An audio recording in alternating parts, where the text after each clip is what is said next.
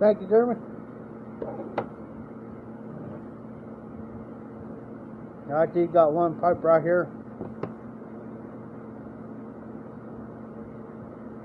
I'm gonna wait till Phil comes on. It might throw some people off. It's gonna look summer or something, but it's gonna throw everybody off. No, Jeremy. He's just taking a vacation, taking a break through the summer. So he spends some time with his family and his kids. But he's still doing content though. He'll be back hopefully around August, September. Now,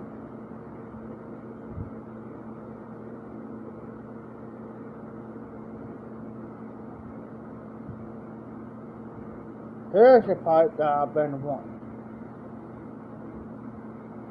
for that long. I've seen this got people have these. Check this bad boy out, guys. Just got the feet up. It is Army mount.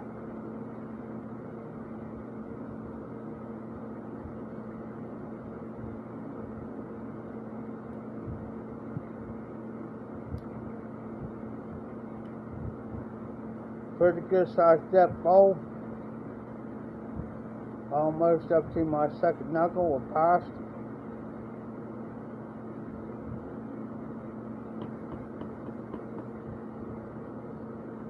Now, a lot of people think this is a Peterson. It's not a Peterson.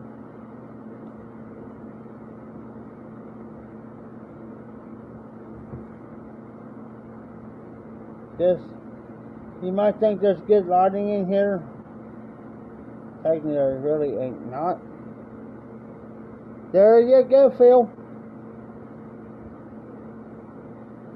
Phil knows what it is. I didn't have to mention the name.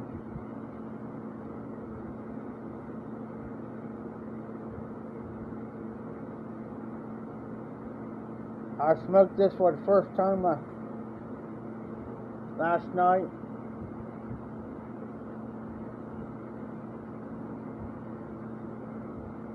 It's way different smoking one of these when you have to sit down here and light them. But it does smoke nice and cool.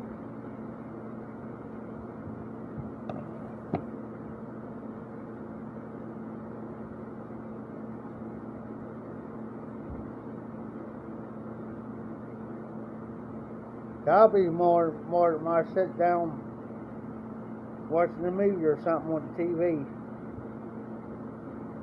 I got like 2 TVs. I got one out here and one in my room back there, but I'm more out here than I am back there.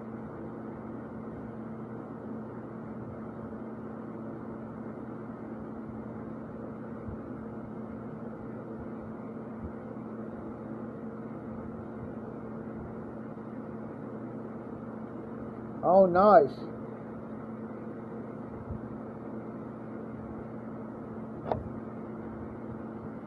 It just don't got no stamping on there as far as number goes, but it just got the stamping right there for Burlington.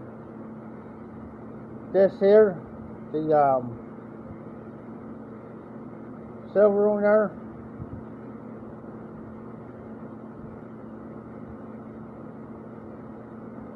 That sucker was so dirty. You couldn't even see it.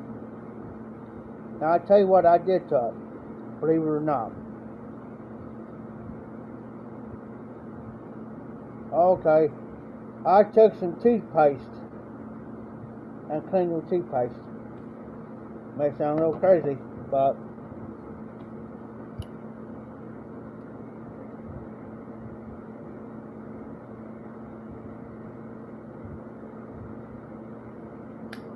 the reason why I'm kind of turning that way, lighting, I got a fan right here on the bar.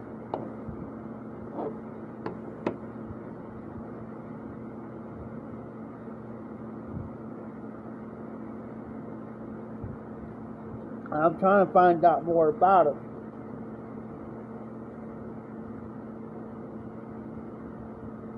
Because the only thing it says on this pipe here is Wellington imported briar. And also, I got this real nice pipe rack, 6 pipes.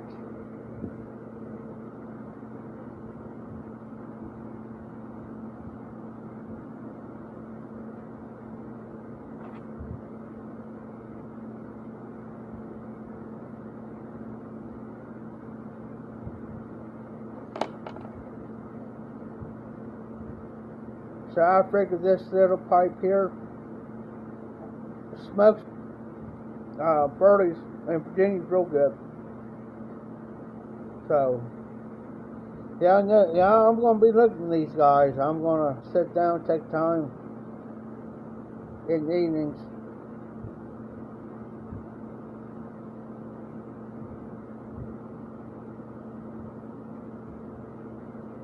Okay, Phil. Now I'm going to dive into it. I'm going to dive in all these pipes to see what I can find out about them.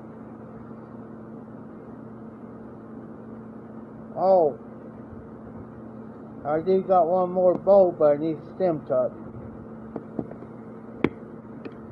I got it back there.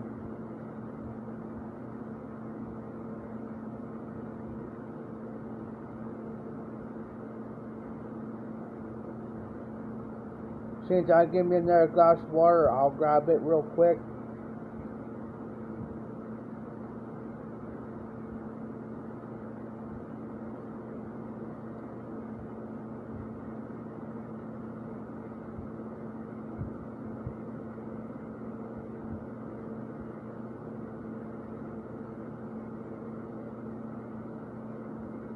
Yep, all this here I got a deal for $100. Well, I'll tell you the reason why he's charging me $100, guys. But I better explain this. This is he goes on the internet, he'll look something up, and he goes by the prices on them. What it says on the internet. The reason why is because of this pipe right here.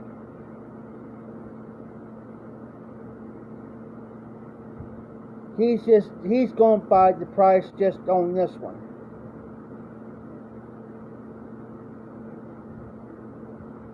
Because he looked it up, he says, Jeff, he says, well, oh, there's one for 85.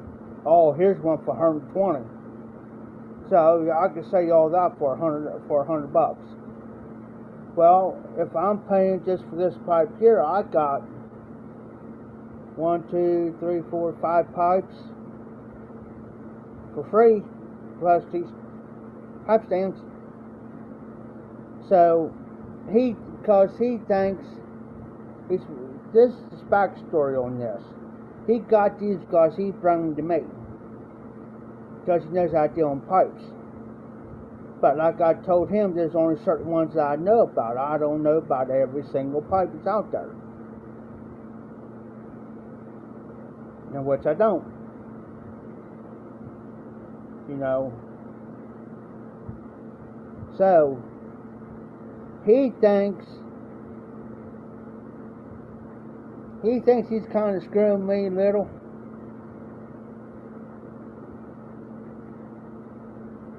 Yeah, well, see, he went on not eBay, but he looked it up somewhere.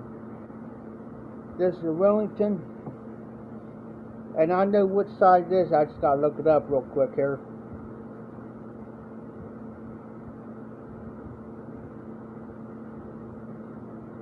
Let's see here.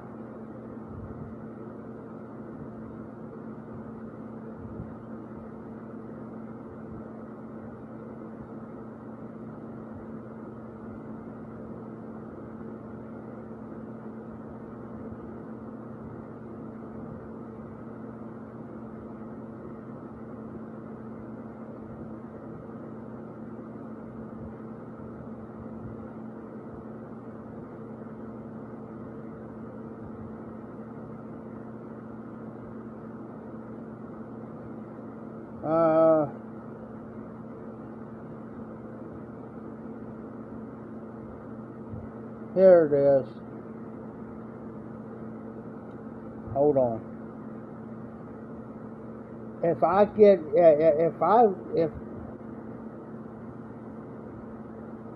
there's an actual Wellington pipe collector website. So, one thing I got to do,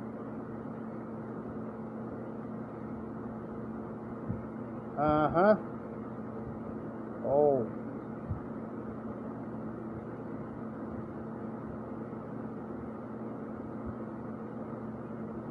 okay.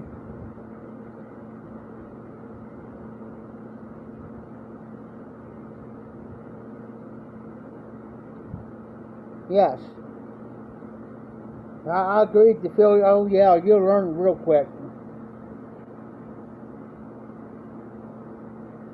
Just by their facial expressions. This pipe here is a WDC Wellington Estate pipe now. Identical to this one. Identical. 1940s giant, 9 inches long, church warden, A47, sold on eBay, November 16, 2018, well, on eBay for $90. So you know what? He thinks he's getting me. He ain't getting me.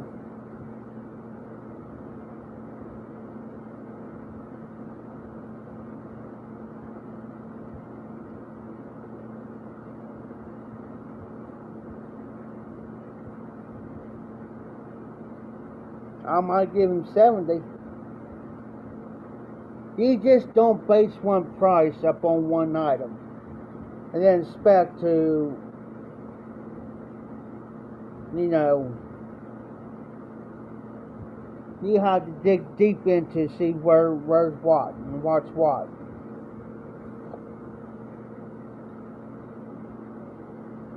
You know what I mean? You just can't take one pipe and say, and based off that price, and then expect to sell all the rest of them to somebody for that price. How much? I'm going to ask him. He's got to understand one thing. I've dealt with auction for over 20-some years. They probably all went cheap in the box, in the flat, went cheap.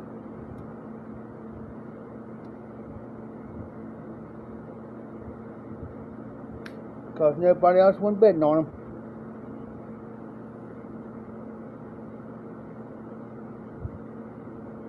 Oh, okay. Okay, Phil. Yeah, I understand that. Yeah? Oh. Let me check my glass. Yeah, I gotta get another glass of water. I'll be right back. Now, I'll grab the other one.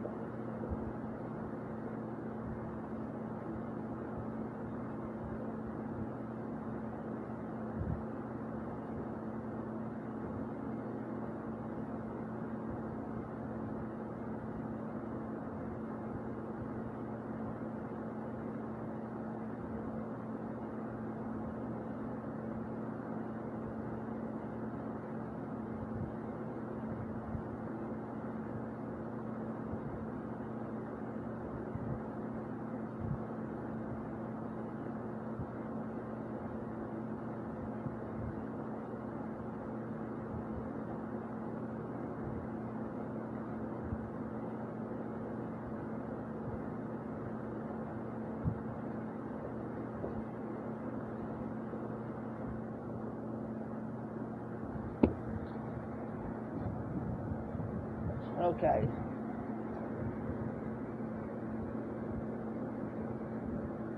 Oh, you're fine, Phil. Here's this other one, Phil. This one here.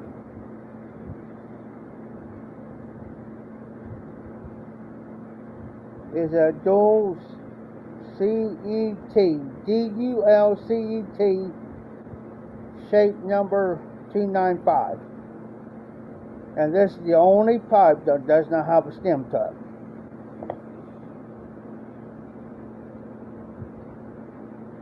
Believe it or not, the stem off this pipe fits on this one.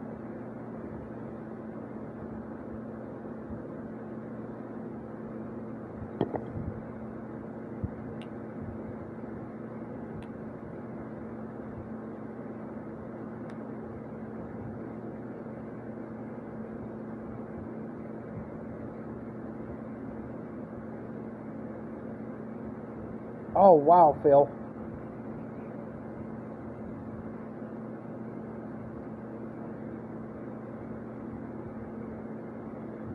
I can't even get my finger away in that bowl. And this is shape number 295.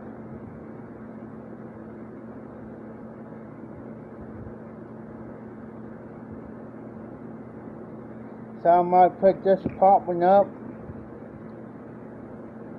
Okay, that's what I looked it up, but I didn't know if it was actually convoys or. So I might put this pot one up and just keep this one out because they're both almost the same, almost identical. As far as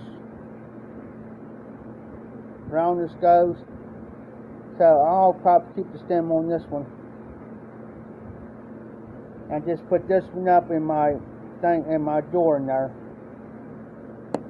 But we're going to do this pipe the old-fashioned way, like they used to do with Grandpa, Grandma, Aunt, Uncle, Cousin.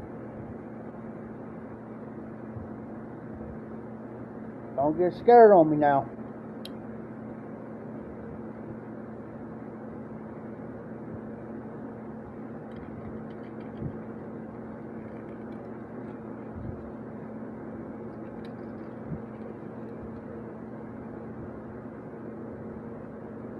I've done this too many times with my pipes.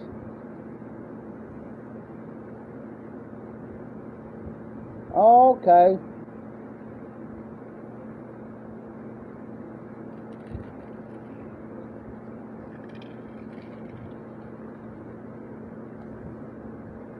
Getting there.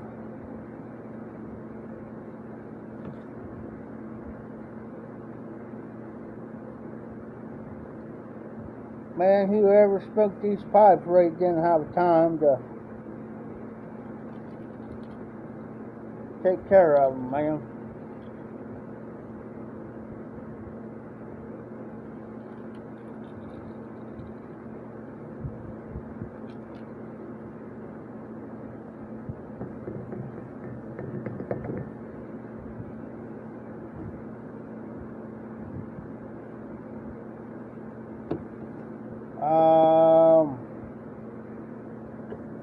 On this right here,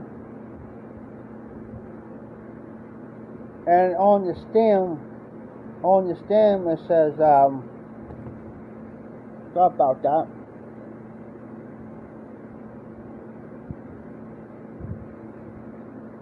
Well, hold on.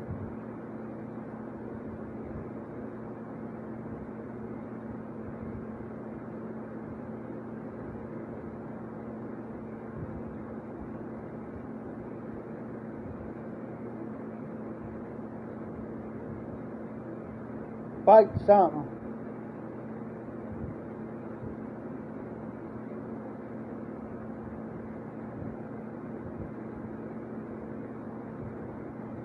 Fight proof. Fight proof.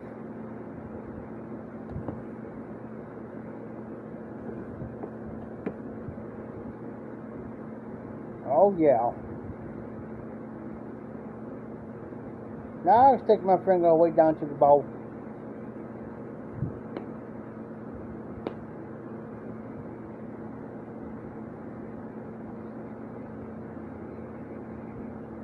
Now it's ready to go. A lot of people just does the salt treatment and everything else. I don't. I just clean go, sanitize them, and just go.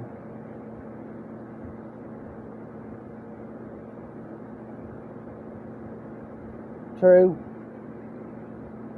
there, no good as I thought.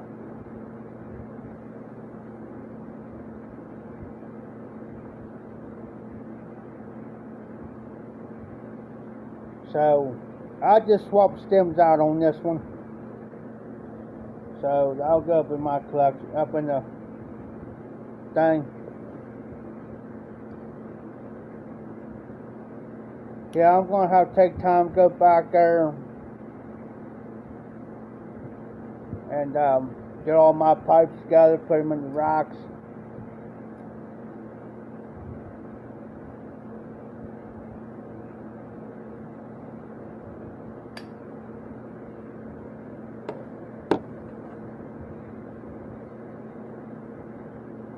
So forth and so on.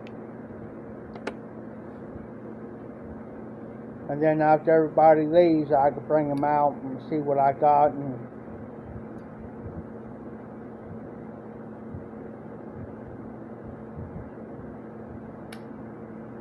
so forth and so on.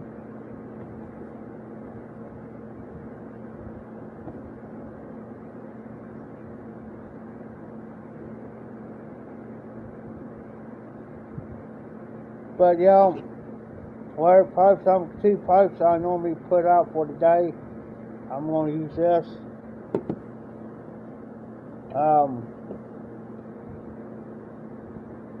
I don't know too much about this one.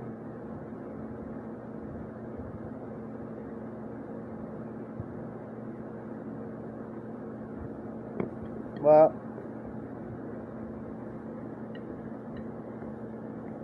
right now the two pipes I'm doing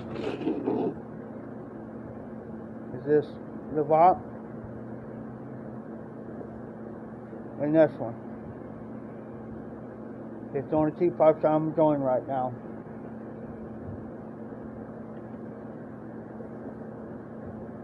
I'm a little scared to smoke this one. I'll tell you how I fixed this. Believe it or not, I took pipe cleaner.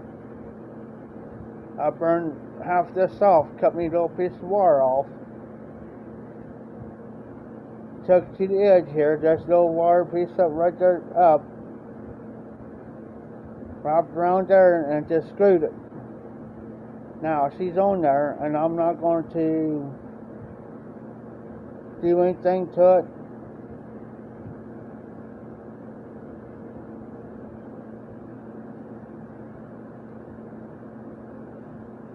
Alrighty, brother, not a problem.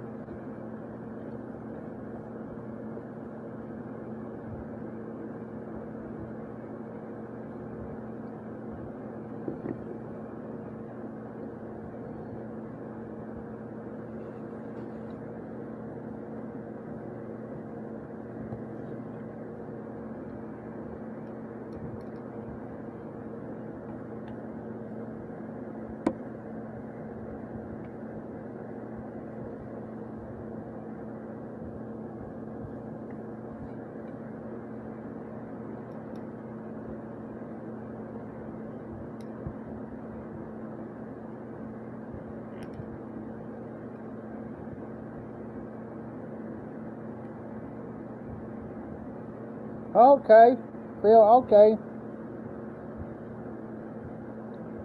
What the fuck I'm teaching on tonight, damn?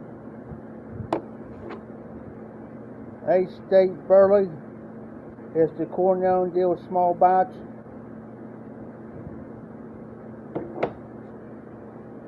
Become one of my favorites.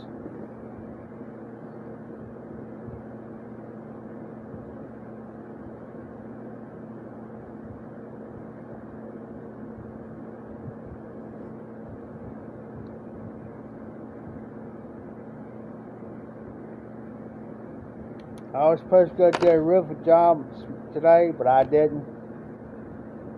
I wasn't up to it. I wasn't feeling like climbing the ladder.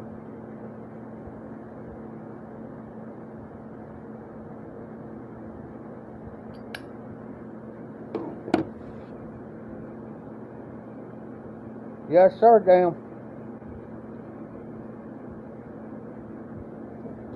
I'll tell you how much I love it.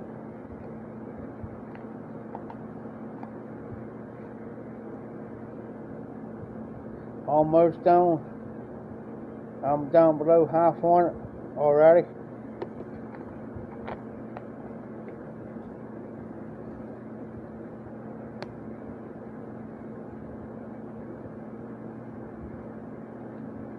This is my temporary fix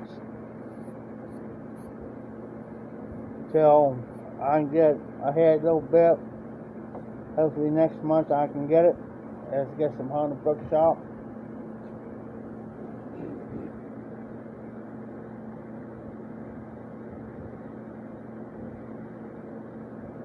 Yeah, I've been having to check my hand, my left.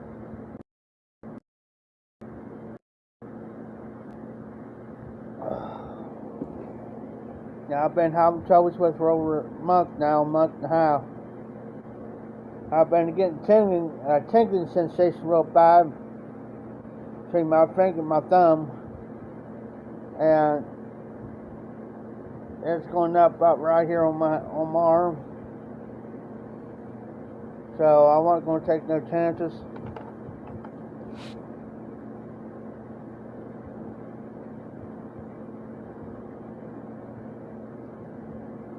Tell you what, I'd rather stock up on that stuff.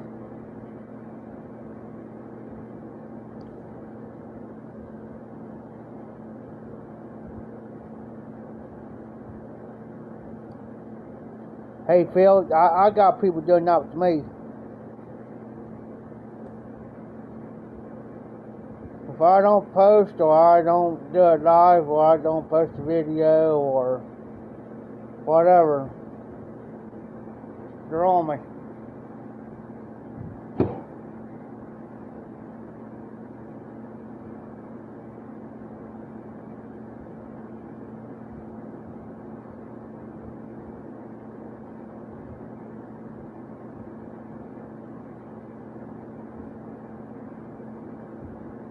Yeah, I tell you what, boy, I can smoke this pipe all day long.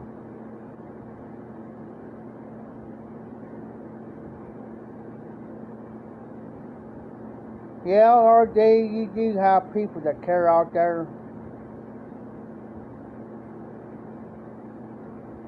Just like Tim. Tim will call me if he's busy taking care of stuff. Because where he lives out, he's got rentals. He's got like 5 or 6 rentals. So he's constant, on days that he really ain't doing nothing here, he's up there. But he'll call me 3 or 4 times a day, checking on me.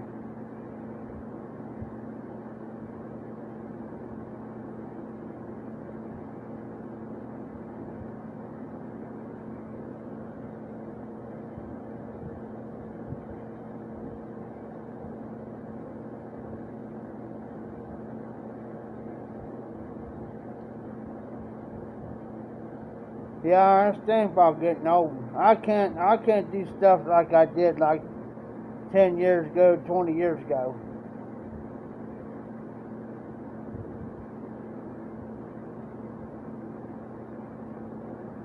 I got asked probably about not even a month ago if I wanted to work the fair over here for a whole week. Nope. I ain't gonna go through that again. I said I worked there 2.5 years. No more.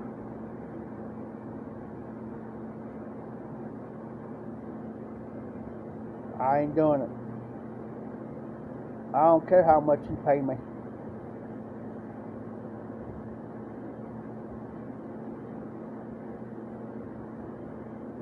They got what you call season workers over there for the fair. You work like 3 or 4 months, if I was a regular on the payroll. But yet they want to harp and grudge about having no money. They got the money.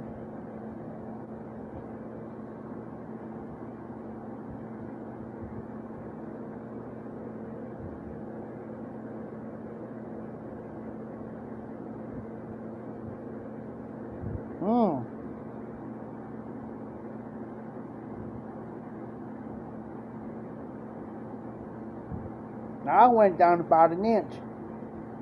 I was 5'8.5", and I went down 5'7.5". Yeah.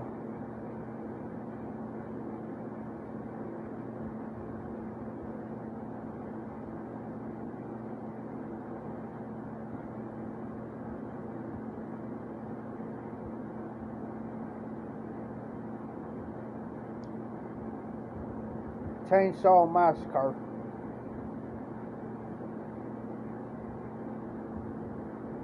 Seen it about 1,000 times.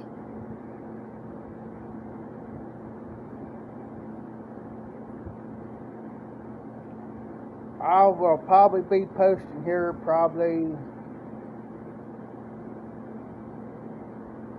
regular video Sunday.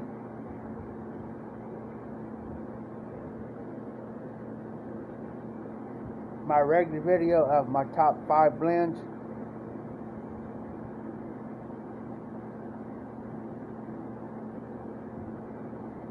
And then I'll probably do on my regular live. I figured I'd do it live tonight too, because I got 4 sitting here by myself about all day, except for a couple hours. And there is John. All brought up.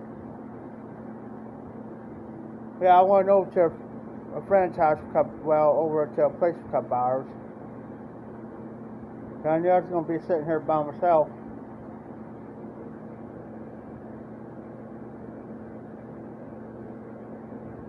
Hey John, nice haul. Seen that video?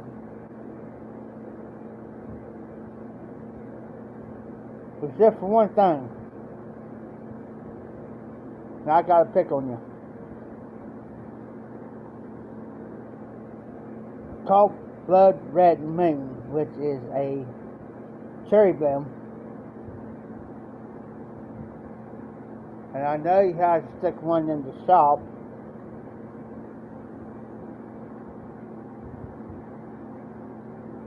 I haven't had to find a good aromatic cherry blend here as of late. Thanks to Captain Black Cherry converting me. Takes that cough syrup.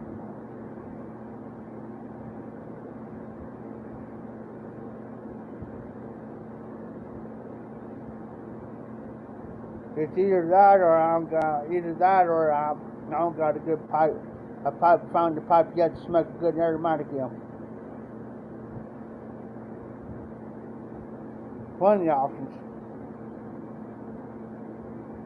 Hey Dom, by the way.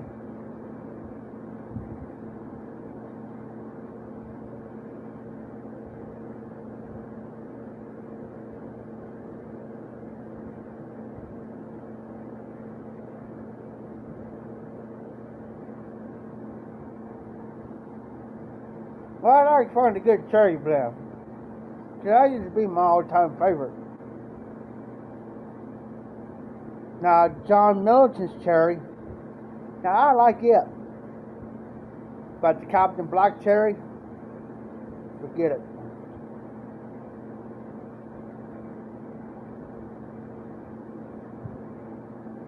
Because I know fall's coming on. Winter's coming on. And I like a good cherry blend when it's snowing. That's what I like.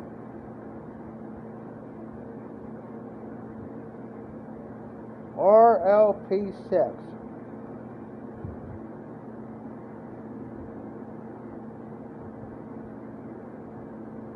Matter of fact, I think I got some back there.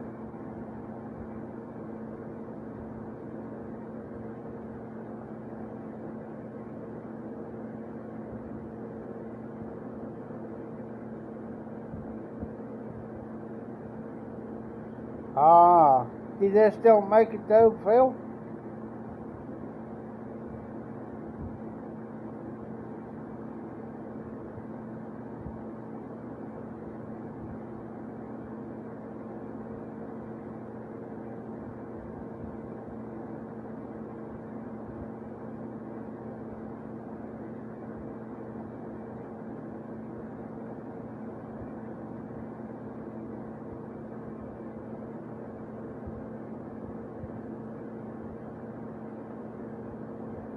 I want to try something that sometime, John, when I get ahead.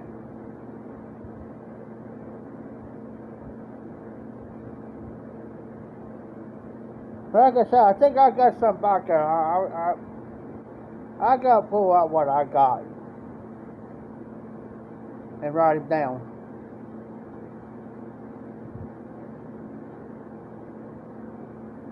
Hey Zippo, how you doing? Good thing RD said something. And John, you guys just coming in?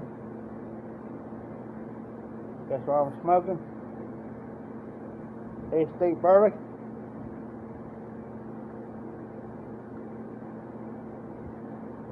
Thanks to Phil, a Lavat.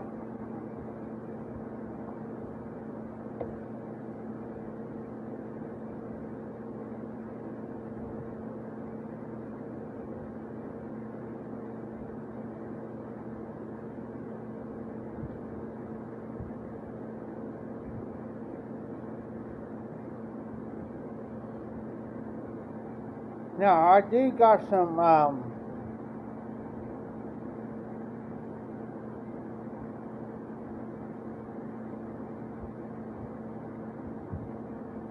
Lane 1 key back there, and Supervisor Vanilla,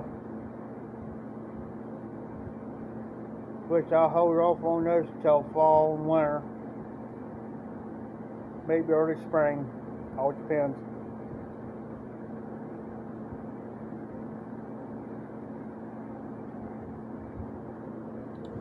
Or if I get a nice cool night around here,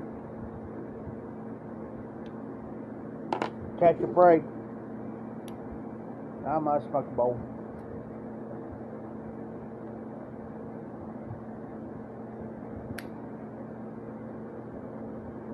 I do got an empty jar back there. I do got a little bit of tobacco. I'm gonna mix together to see how it goes.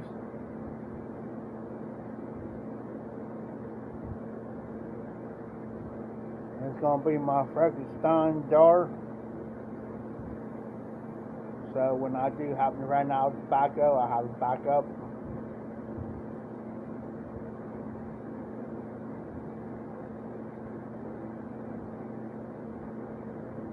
I do got one blend back there that I will not touch till Thanksgiving. That's LJ Brady's Thanksgiving Day.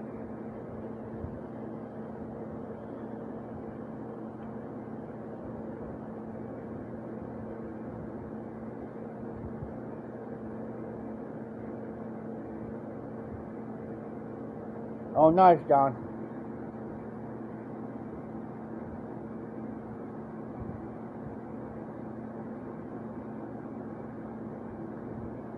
I do got a whiskey blend back there and some rum.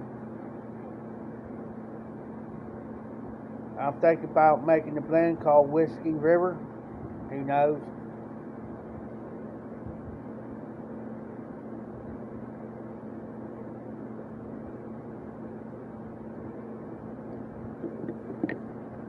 Guys, give me a minute.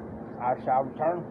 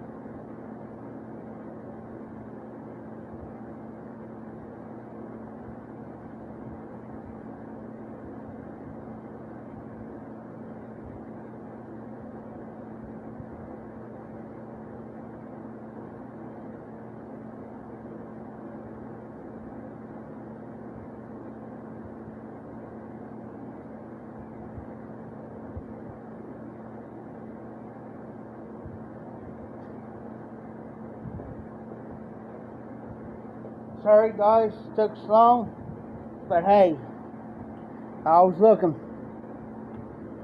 Got to looking. According to the deal, I still got some cinnamon collar.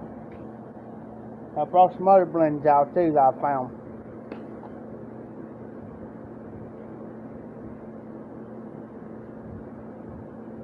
Matter of fact, I still got some left. Got all about it sitting back there. Oops.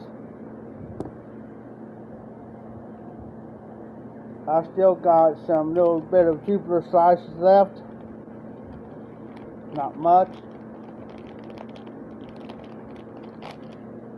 Which that's going to go into a blend. I still got a little bit of Balkan Vibribia 418. So that's going to be in the blend.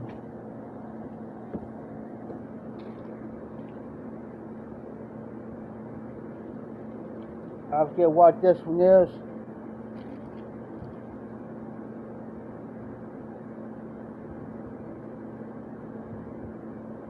Polar Camp.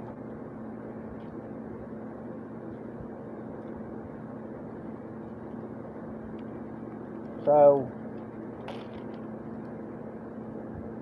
I think it's an aromatic, I think, guys.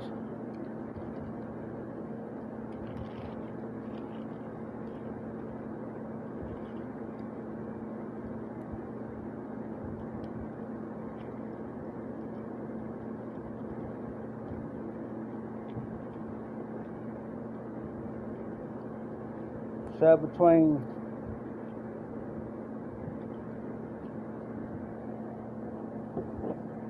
and some butter rum.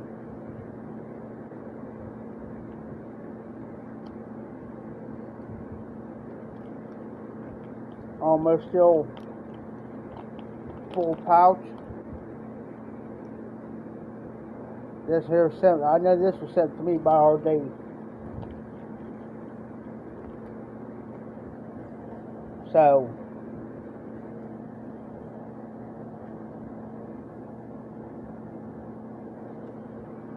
if you haven't tried the Balkan,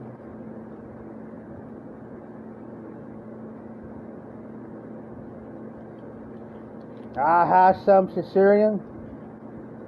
It's gone. No, I still got some, matter of fact. Thought about that.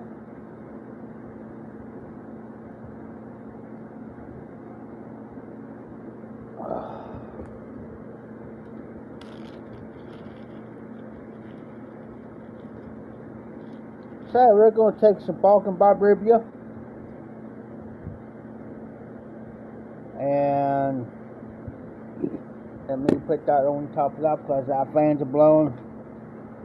We're going to take a couple of, well, some Jupiter slices.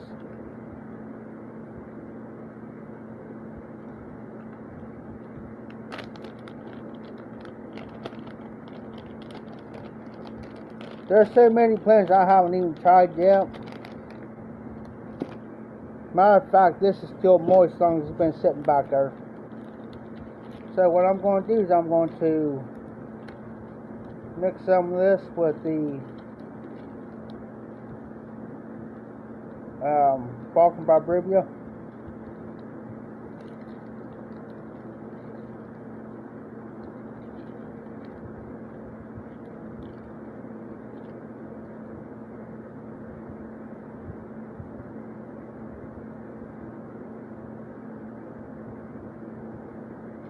Oh no, sent him down the rabbit hole.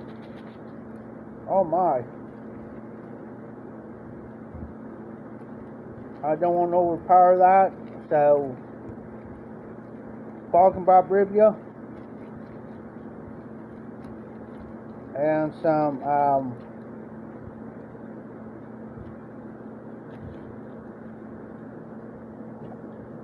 so what I'll do on here, I'll put JS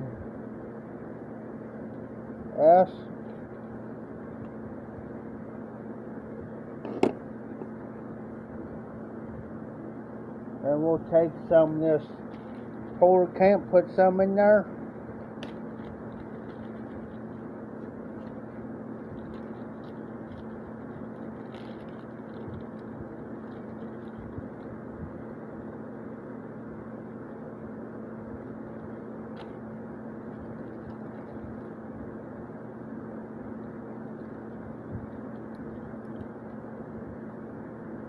popular camp.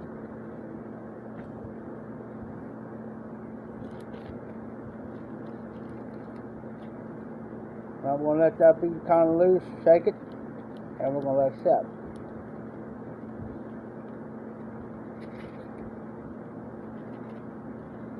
Make sure none of it falls out by mistake, by accident.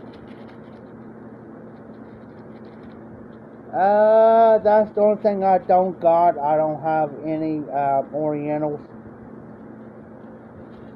Haha. Haha. Yeah, I do. Yes, I sure do. East State Burley. We're going to snatch something out in there because it's got 2005 Orientals in there, so we're going to find out.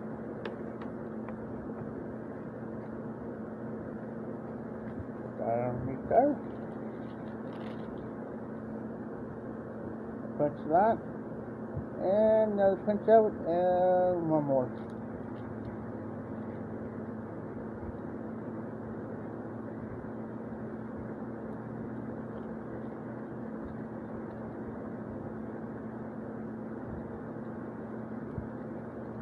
Have I lost my mind tonight? Yes, I have. Uh-oh. Gotta do one more.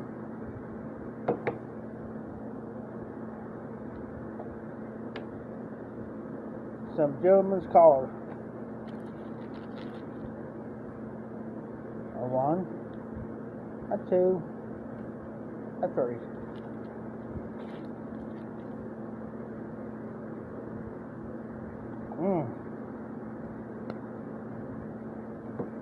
I might smoke some gentleman's collar here in a minute.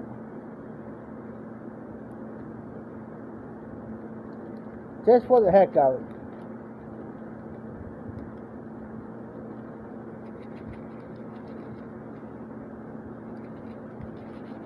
Shake out all around. Mix it up real good.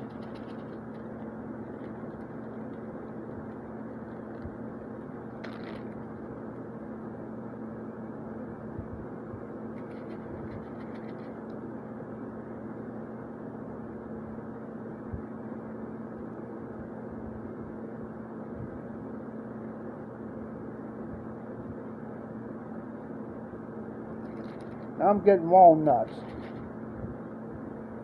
So what I'm going to do is I'm going to even this bag out.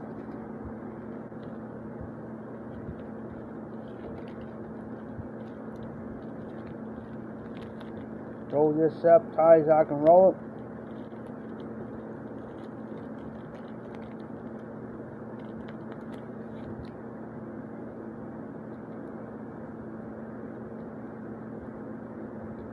Make sure all the air's out of it.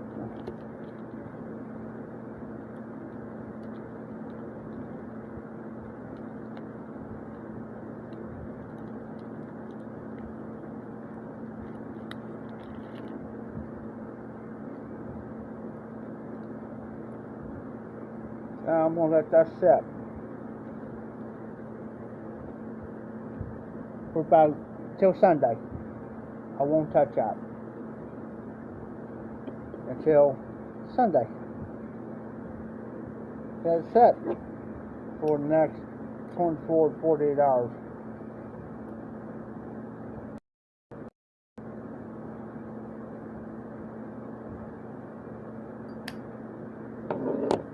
Take the pipes out and we'll let that one set. Pull this one out. And let us smoke some gentleman's collar, shall we?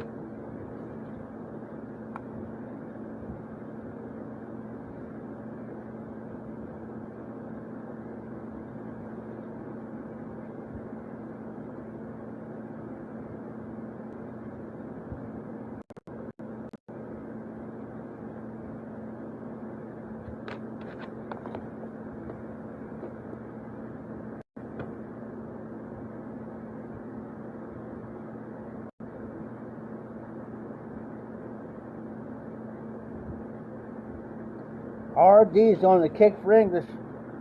I'm going to move for a sec so I can light this real fast. I'll be right back.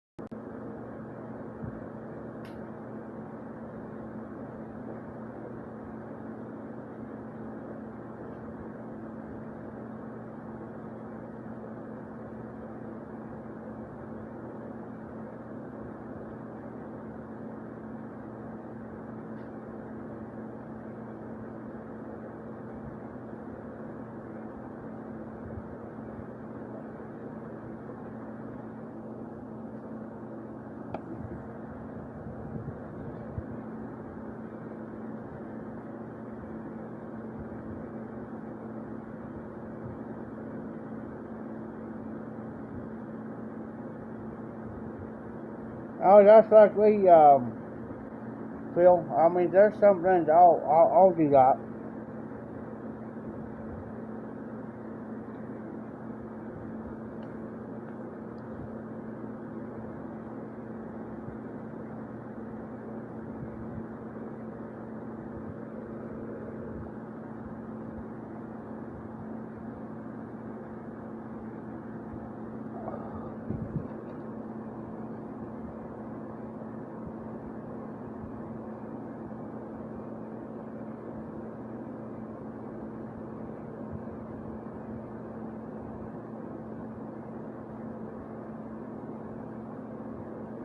And I tell you, a blend I've been wanting to get, I know they don't make it anymore, is shortcut to mushrooms.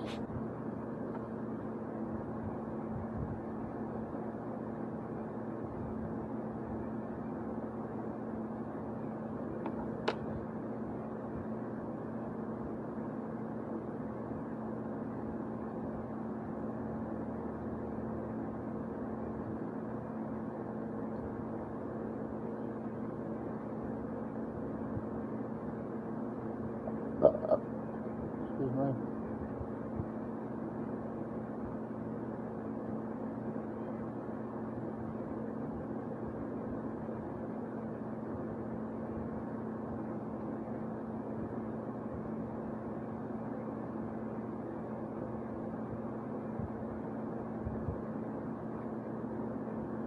Cube cut burley. Never had that in a while. And pretty light without a bite too. Now I like that.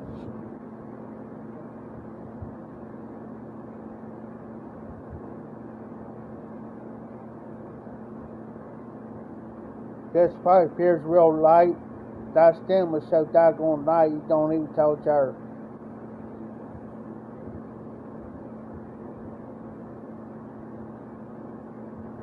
Oh, nice, Phil. That's good. I mean, now, I liked it when I had about 4 ounces of it.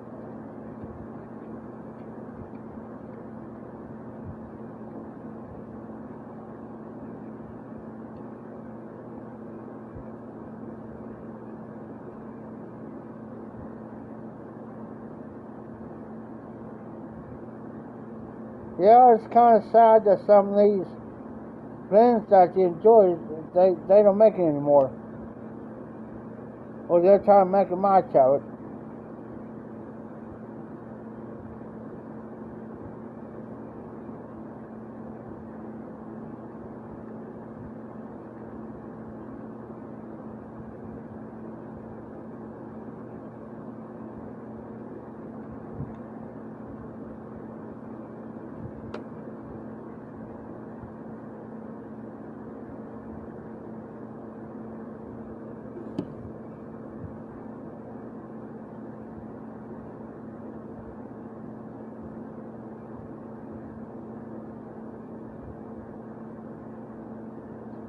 Now, when I always did reviews on my Friday Bulldogs, I know I keep saying I'm going to restart it back up, and I should. But when I did a review on my Friday Bulldog editions, I never did a blend. I always look it up to make sure that blend was in the production. Like Gentleman's Collar or talking about Brivia or whatever. I never did a blend that was no longer in production. Why? Because it wouldn't be fair to somebody else to have, they can't grab a hold of it.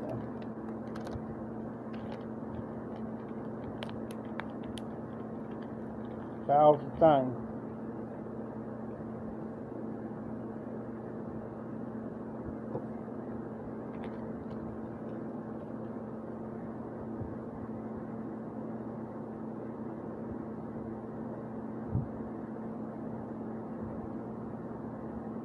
I never, that's on my list of chocolate, aromatic chocolate, like Bob's chocolate, whatever.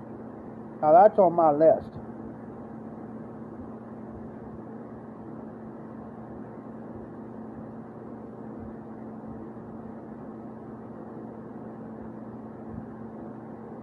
Yeah, John Warhorse is pretty good.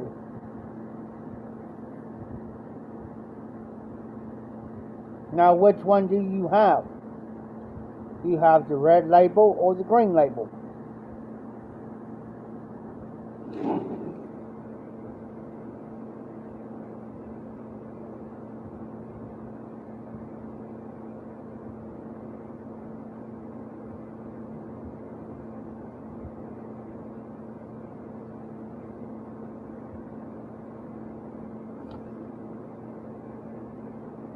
Yeah, that's what I got. I'm already about right through that 10 already. I like the swell.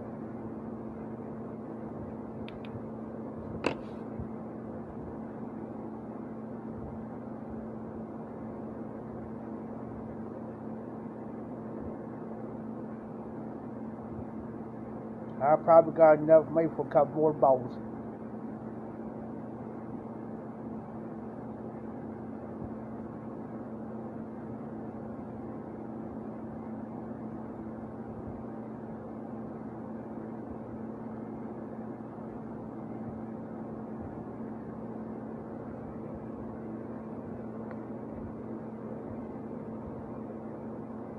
Oh yes, nightcap, night quilt.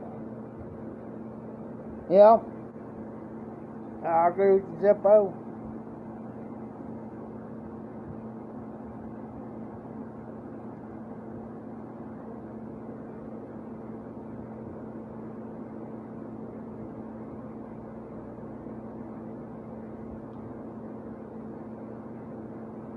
Now Condor, I've been hearing a lot about Condor.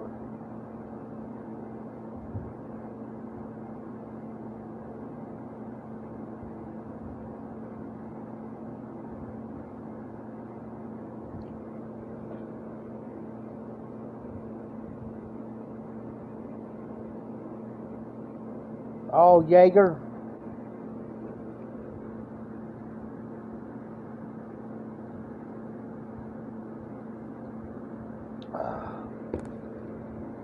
Last time I drank Jaeger, good night.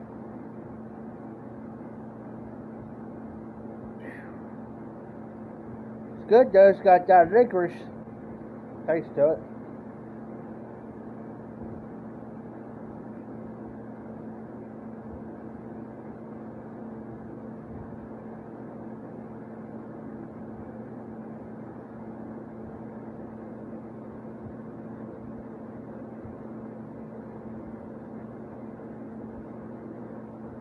Oh wow.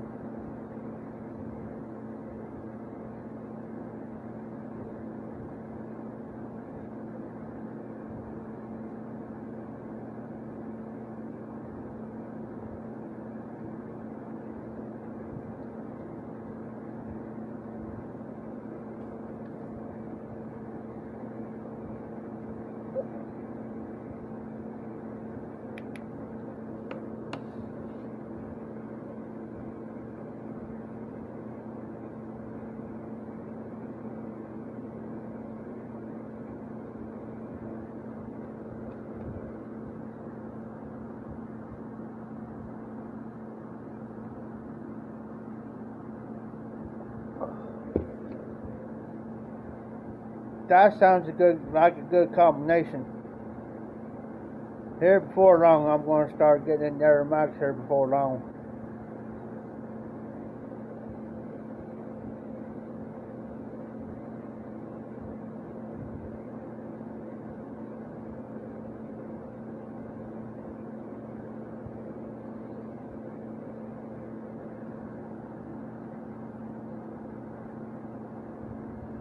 Now that's one, you know, I was watching one of the matches videos here the other day on my TV. The other day.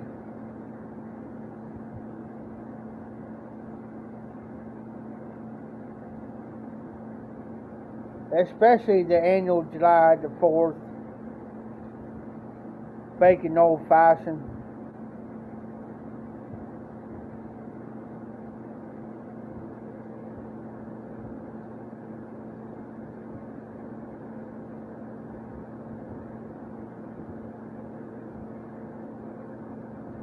every year, and the day after Thanksgiving.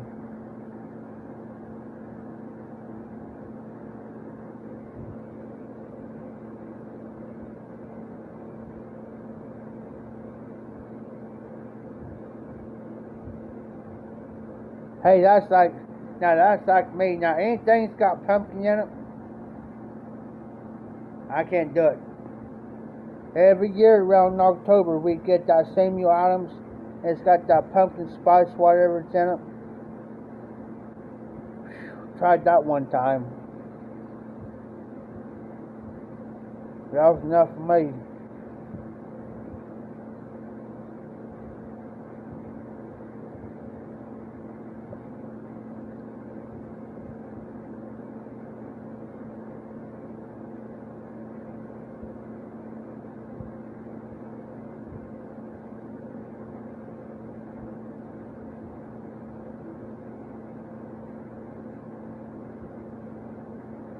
Oh, I can't do them either, Phil, with IPAs.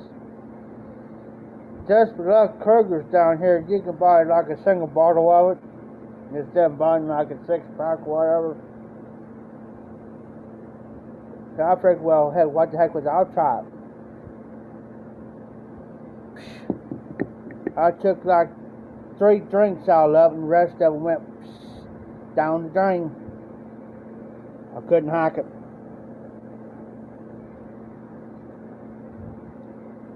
Now, I tell you what I like. Now, a lot of people may think I'm nuts. I'm a tea drinker. I am a tea drinker, guys. So, when I was down there at Myrtle Beach, I said, well, I talked myself into doing it. So, I'm going to try a twisted tea.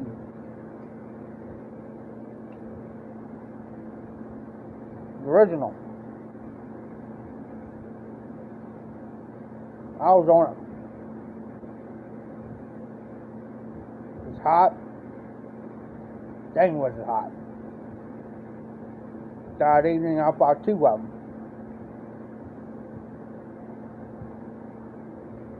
2 24 ounces.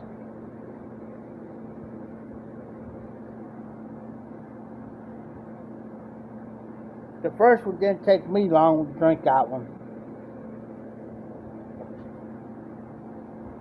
Hit that one, and Tim knew I bought 2 of them. Well, Tim's not a tea drinker.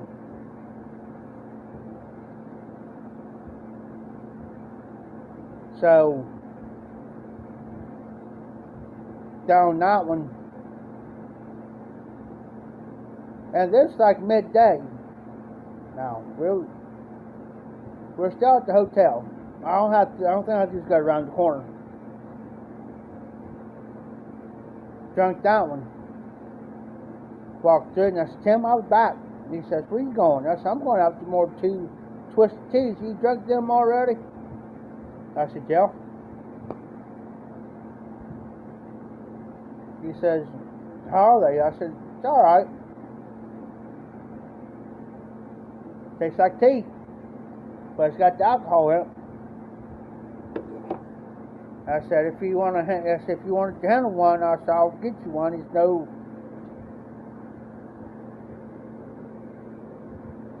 Well, it was hot that day, and I was wanting something kind of light on my stomach, because I knew we was going to be out and about. And I didn't feel like I hadn't ate anything yet.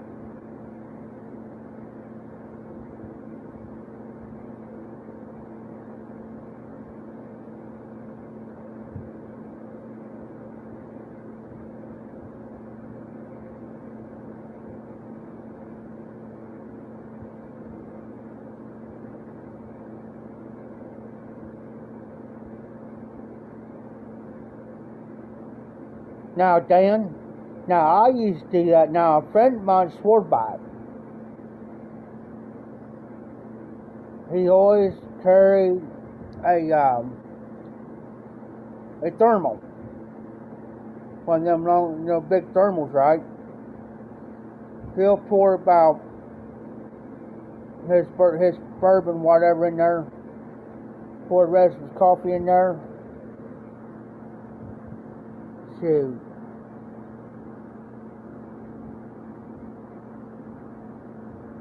They did that all winter. Not so much in the summer. But he swore by that because he swore that he wouldn't get sick because he worked outside.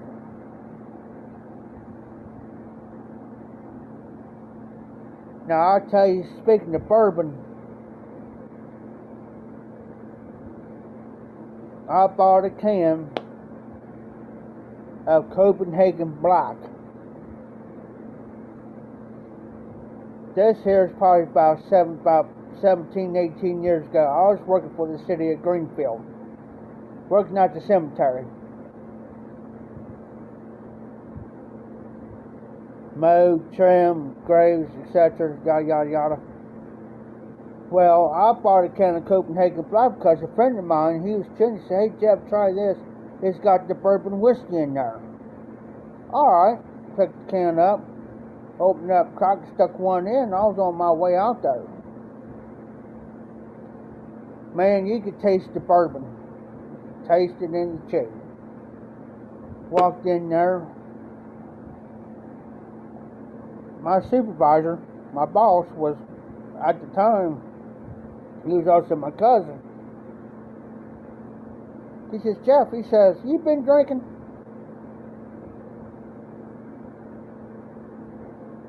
Because he knows I'll buy them liters of Pepsi or Dr. Pepper or Mountain Dew. Well, I always got, and when I always went back out off my break, I always get 2 Dr. Peppers and 2 Pepsis. Always. And he knew what I drank. And I went and said, "What?" He says, "You been drinking?" No. I said, "You know I don't drink until I get off work. Or it's the weekend. That's the only time I'll do it." He said, I smell whiskey on your breath." Well, at first I wasn't thinking. Then it dawned on me. I said, "I know what you're smelling." He says, "What?"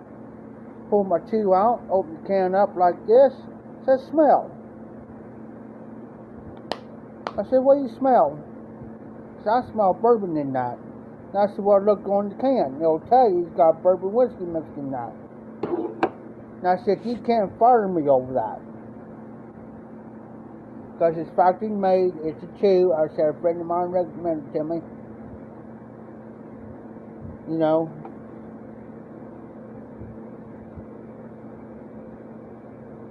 Now, I tell you what I like. There's the outdoor bar. Welcome in, brother.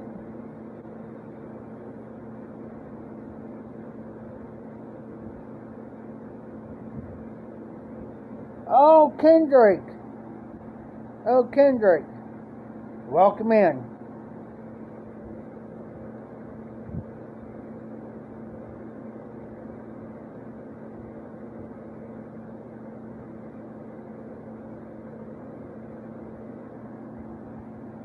Oh, nice.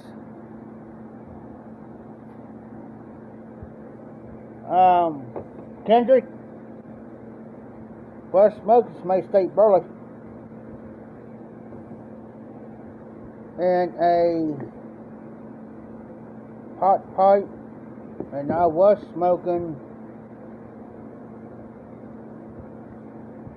a Zavat earlier. Thanks to Phil for helping me out on that. Because there's some pipe shapes I do not know.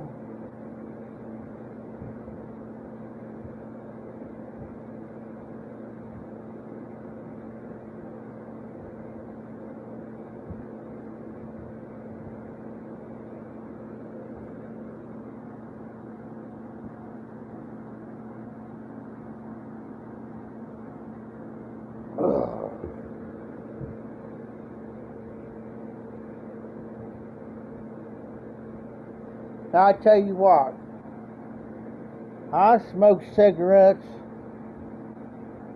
for probably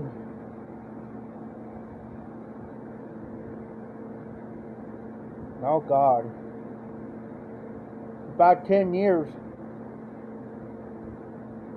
I used to smoke 5-6 packs a day.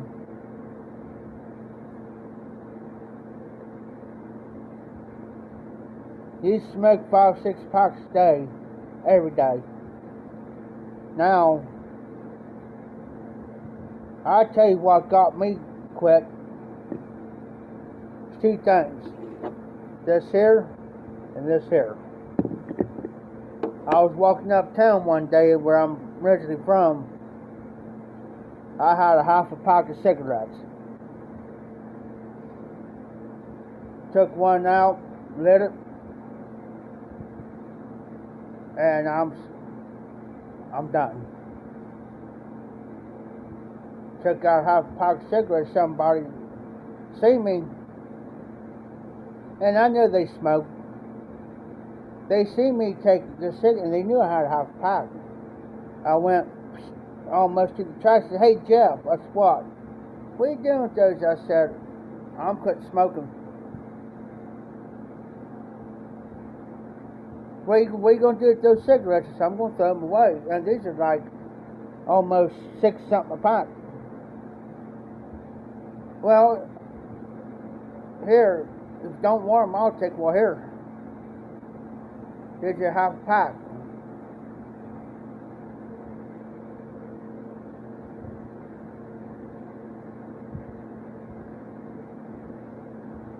And now I'll quit smoking.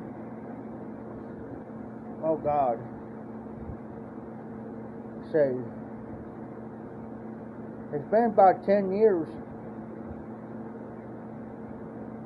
No, I take that back.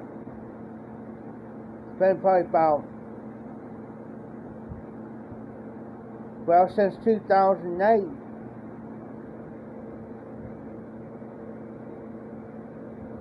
I can remember Lucky Strikes. Now, believe it or not, believe this or not, down here at the gas station, they now sell Lucky Strikes.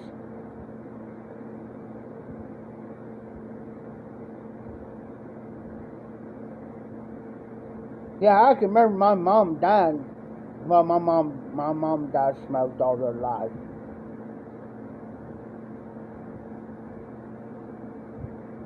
But anyways, I can remember as a kid, they used to send me up to the store, Charlie's Market. Charlie Beachler, but Charlie's Market. They used to tell me, "Well, go up there and tell Charlie you need this, you need a pack of this, a pack of that." And Dad says, "Yeah, what is that? Give me a pouch of red, ma'am." I'll go up there and I'll tell Charlie. And I hand him the money. And he makes sure, he always told me, "Now, Jeff, now, you know I can't give you this. But," he says, "since your mama died, he'll make sure there wasn't nobody around." And he had bags like a red bag like these here, or whatever, or a black bag. He'll put it in there real quick, and he'll say, "Hey Jeff," I said, Barry walk out the door, he'd say, "Jeff, what? Go back and get you a bottle of root beer right out of it." "Well, I can't, Charlie. I gotta pay for it." That's the way we've always been taught. He said, "No, I'll get you one."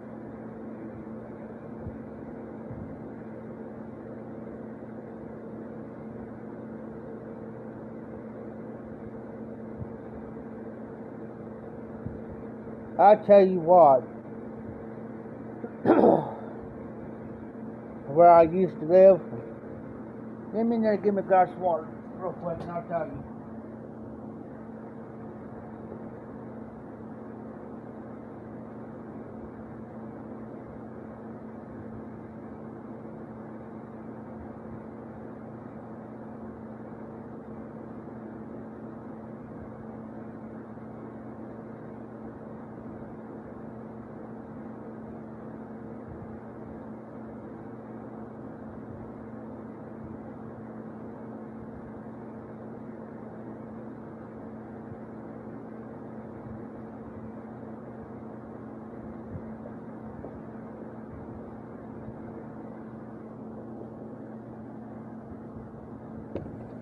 Now, where I used to live,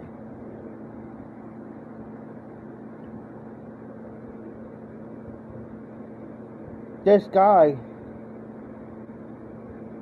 nah, he still smokes, but I converted him over to a pipe. But anyways, he used to tell me, Jeff going in town? Yeah. Why? Well, if you find any cigarette butts or anything, pick them up. And I said, what in the heck for?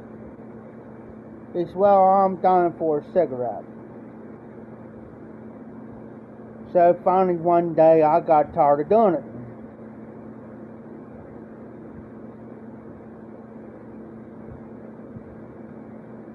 Well,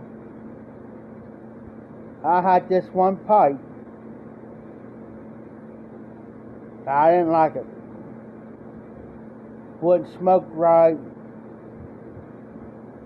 And even though I broke it in, it still wouldn't smoke right. I tried everything I could. I took a 5/32 drill bit to it, done everything I could. So finally I grabbed that old pipe and I took it down there to him. And I took a little bit I took a pouch.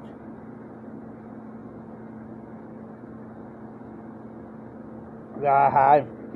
I forget what I had. I know it was like super value pouch like this.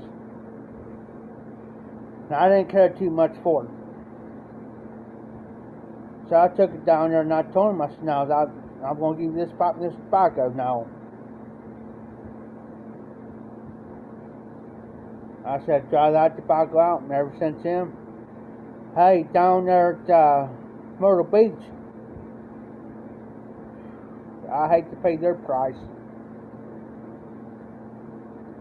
I couldn't even afford the drinking down there, let alone buying a pack of cigarettes.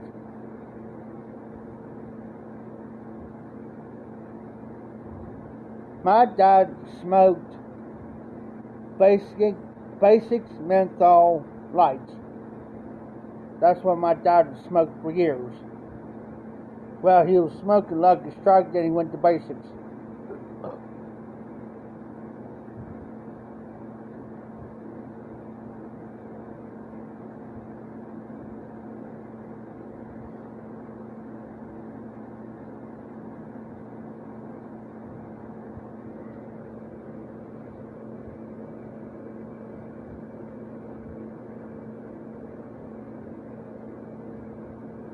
Now, my friend of mine, now that's what she used to smoke. Bless her, she's long gone, but that's the only thing she smoked. She used to sit there and she'll say, Jeff, I used to be over there playing cards. She'll run out of cigarettes. And she'll say, Jeff, go down there to Daddy's. Used to be Daddy's now, it's Save It All, but Daddy's used to be open up 24/7. Says, Jeff, go down there and get me 2 packs of Pall Malls, 100s, full flavor.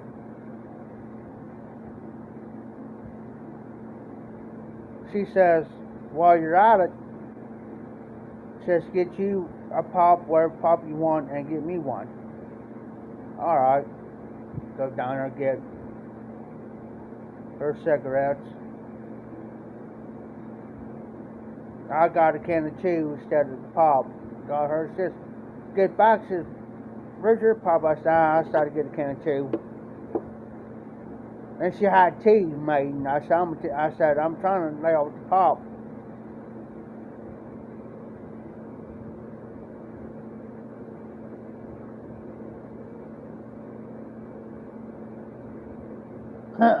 He's still addicted to steak.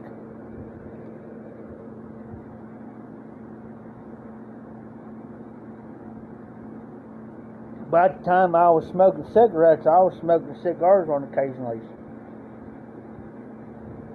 From time to time.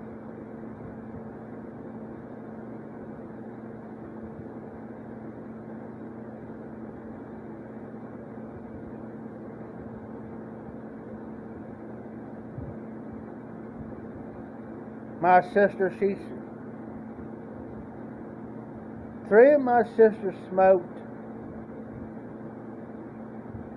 and one didn't.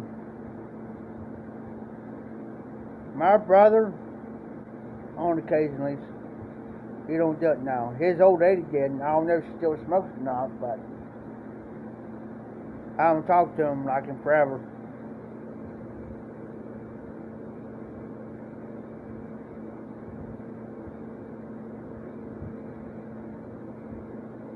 Yeah, that's what I'm thinking about doing too, John, is I'm thinking about taking all my videos over there. And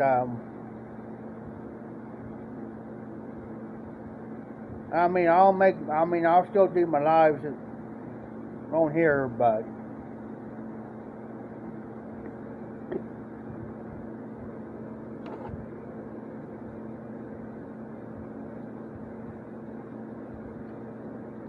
it's just, I just gotta sit down and figure it out, how that works.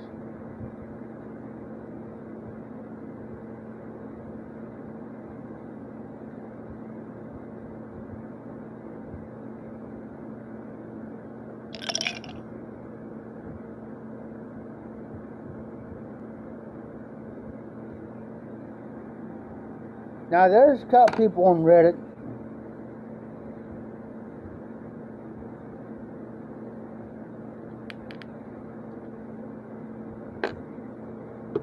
there's another one too, and I can't think it off the top of my head. It's not Reddit, it's not Rumble. There's another platform.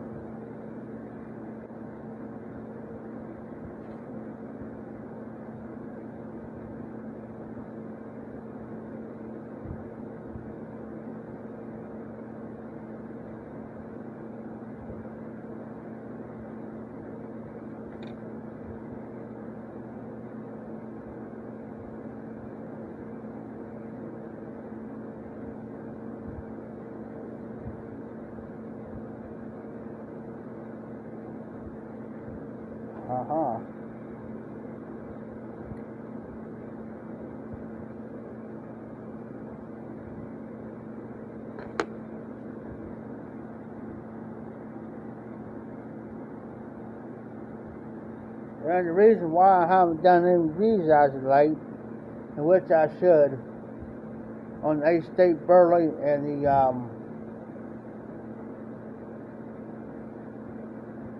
Warhorse. Reason why I haven't been making this much as of late is because all the tobaccos I had already done reviews on. So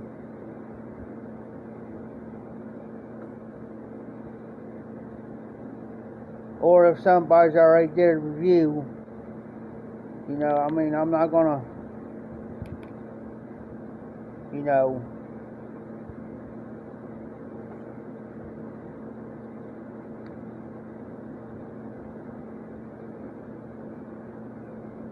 repeat, But everybody's got different views on different tobaccos or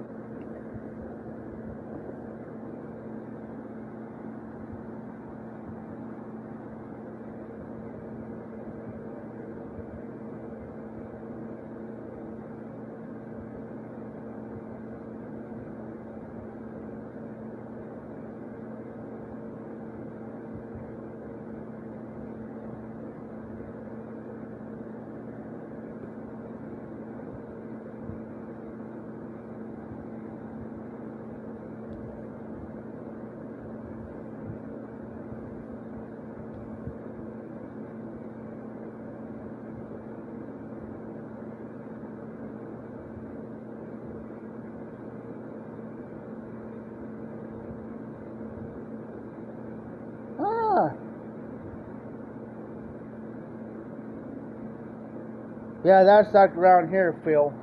It's like I need to change spark plugs on the mower, clean the mower, and stuff like that. But it's been last night. I started about 2 o'clock this morning, It was so nice and cool out there. I was debating on whether or not to go ahead and do what I had to do, but I'm thinking, nah, not tonight.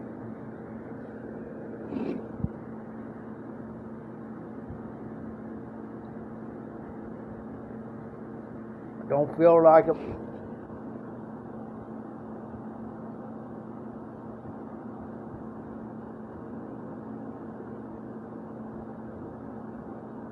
Now I know I gotta be up by noon tomorrow, because Tim and them's gonna be here by 1 or so, people to pick up. There's a few things I gotta straighten up before he gets here.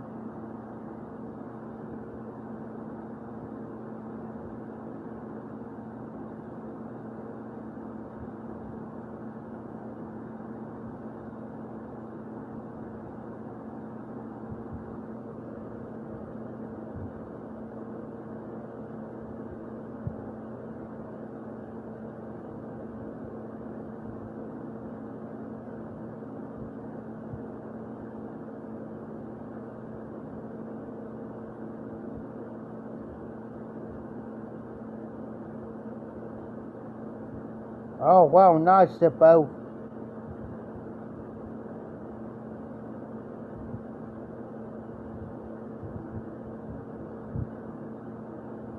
Oh, that'll be a nice, sweet, that just be, looks like a sweet pipe.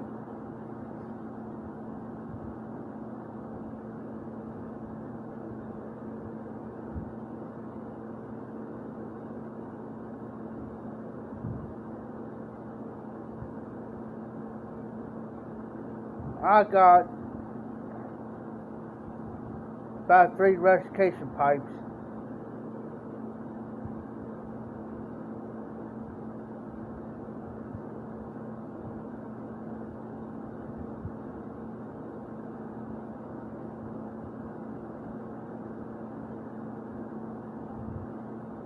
Yeah,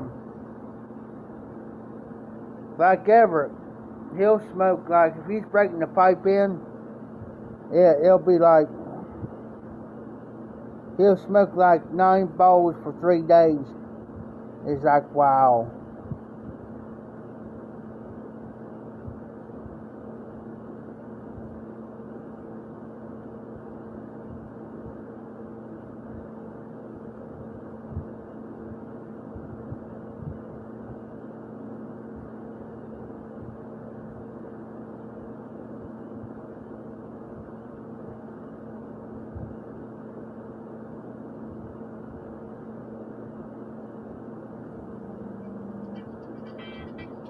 I'll be right back, guys. Hold on. Hello? Sitting here watching TV.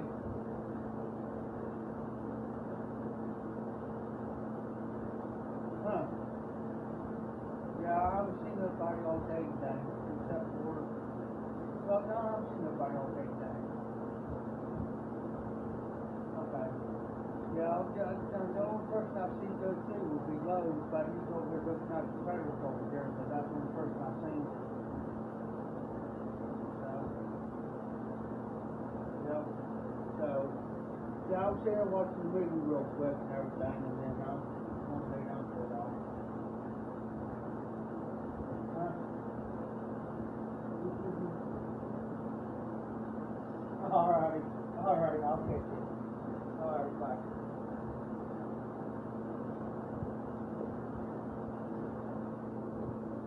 Sorry about that, guys. I had to take a phone call. That was the boss man checking up on me, asking if anybody's been around all day, and I said nope. So,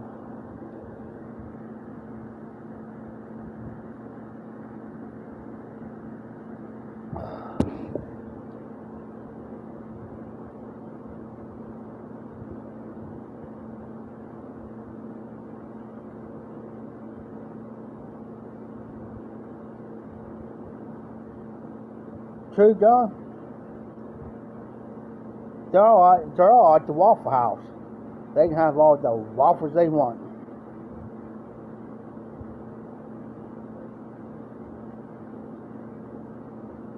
Oh yeah, it's coming. It's coming tomorrow there, RD. Ah. But see what time it is here. Hold on. It's 12:42 in the doggone morning here, and he calls me. That's unusual. The only time he does that, he's been drinking too much.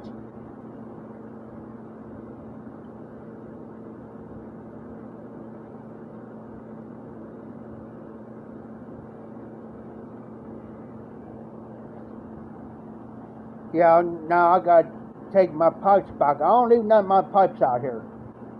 Nor my tobaccos or anything like that. I'll put them all back in my room back there, because if I leave all this out, somebody walks in here, sees them, they'll be walking right out the door. Excuse me.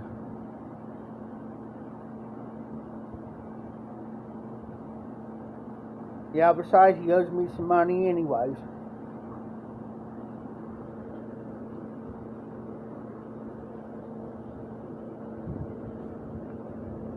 That's the thing.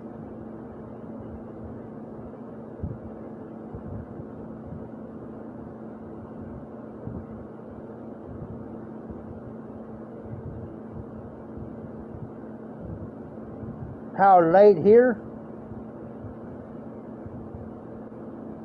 Well, it was the weekend.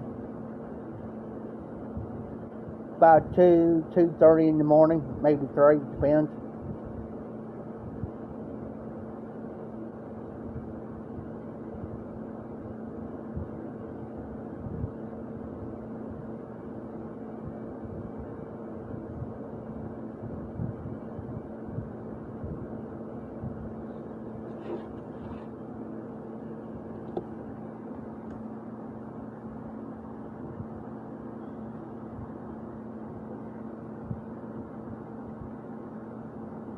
Yeah, I kind of told him I was watching the movie.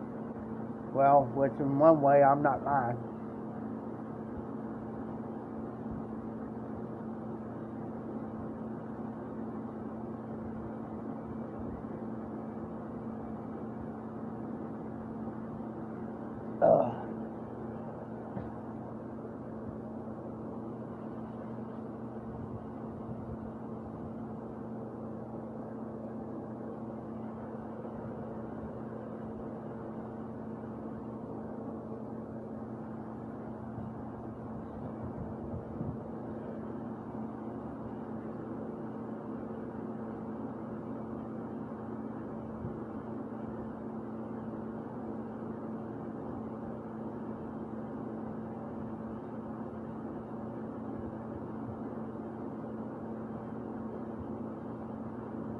Yeah, Red Fox,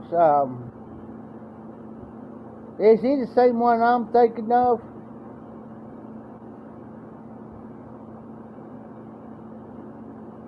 Stanford and Son.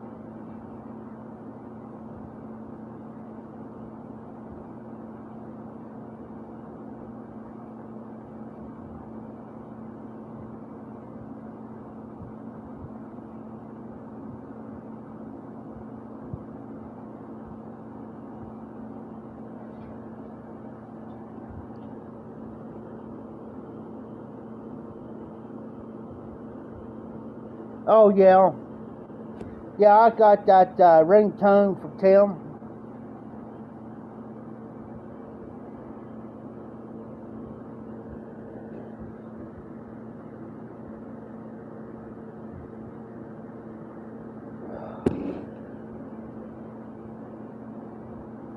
So every time he calls me, Stanford and Son.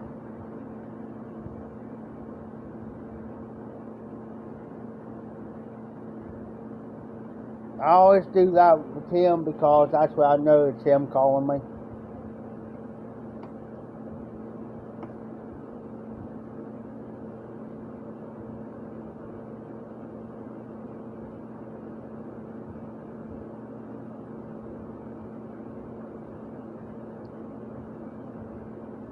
Aunt Esther.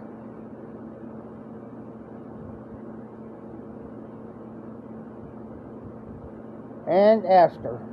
And then the boy was playing the role. The son was Lamont. Yeah, my dad liked Flip Wilson. He used to watch Flip Wilson all the time.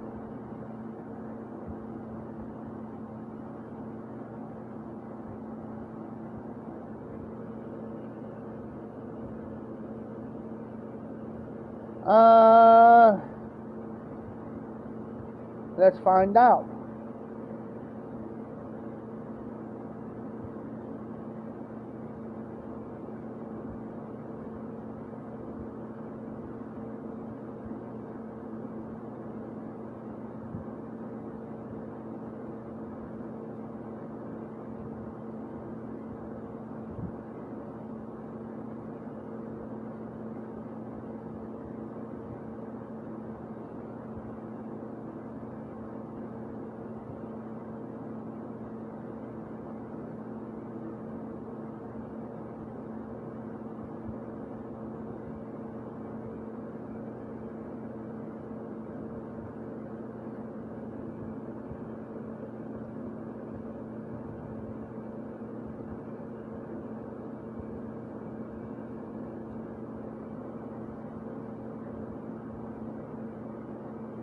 Yep, he did. And I had this, hey Phil, I got this car here the other day. It was a foreign guy. And something about my phone, not my phone, but didn't want to call or something, or this, not, and the other. Somewhere out from California, somewhere. And it's like that, man.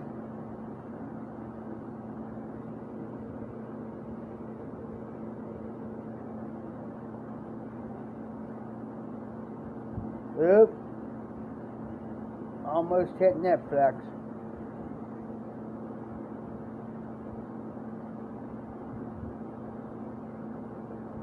But yeah, I had those.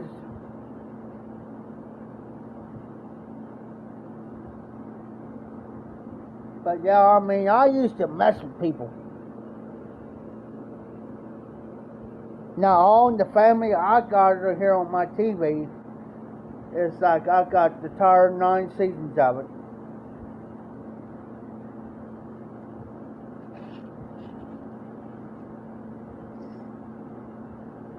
And I'll watch it every now and then. Yeah, you got Archie, Dingbat, Meathead.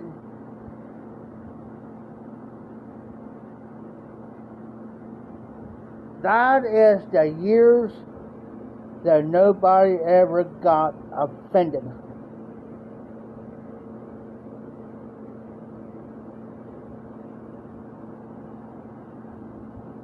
Oh no, Phil. I'll get notifications like, not a Chinese recipe, but some odd food.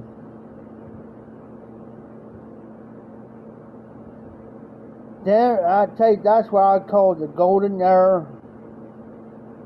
of not being offended.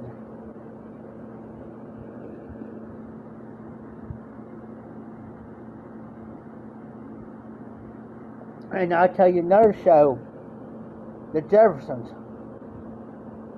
Look what he called his neighbor. Come on.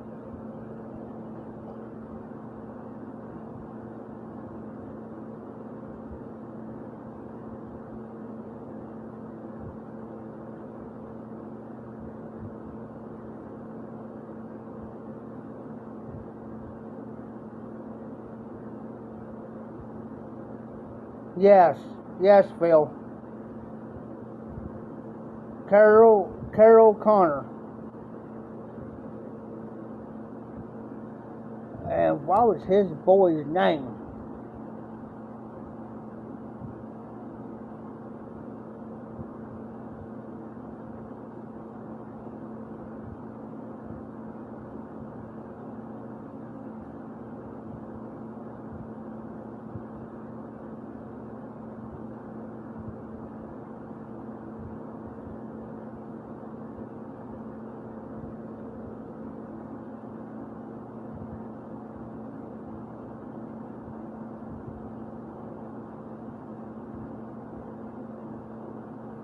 Hugh.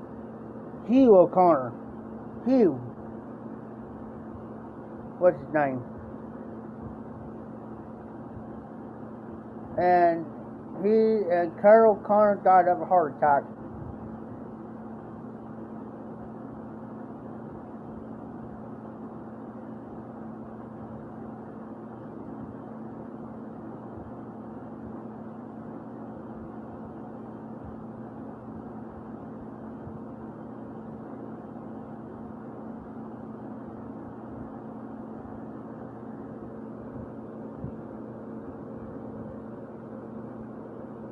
Sure, go ahead, John. You don't need my... Go for it. Go ahead and promote, brother, if you need to. I tried to look up and see what his son's name was.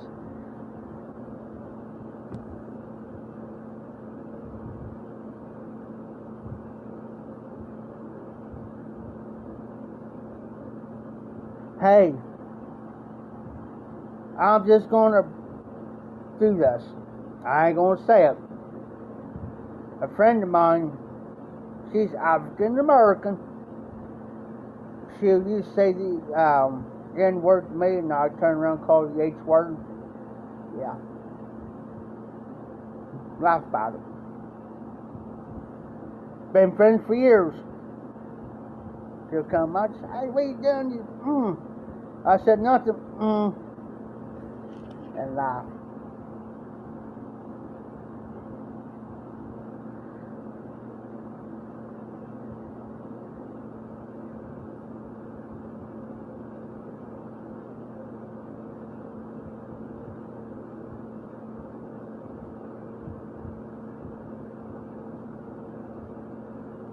Oh, nice, John. I'm gonna have, well, let me put it to you this way, John. I know I'll be up.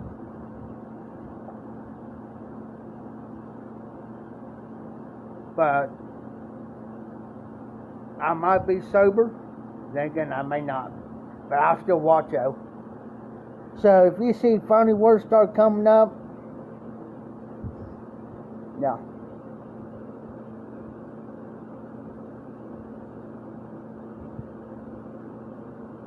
Oh, nice, Kendrick.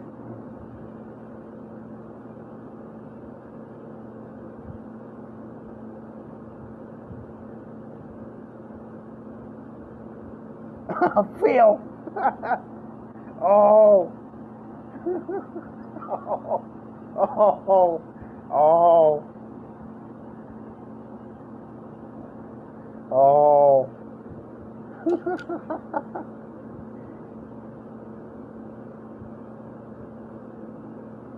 Oh.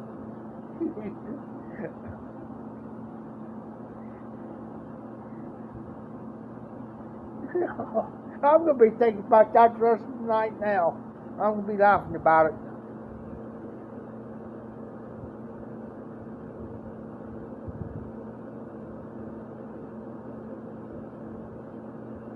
Hey, John, there's two things. Never be scared and face your fears.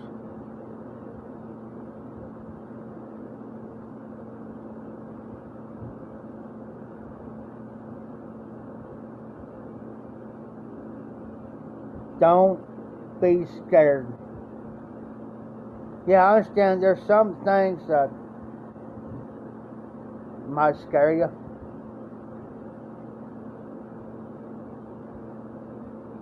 Face it. I face it every day. Used to, things used to scare me when I was younger. In my teens. In my early 20s. But now it's like, yeah.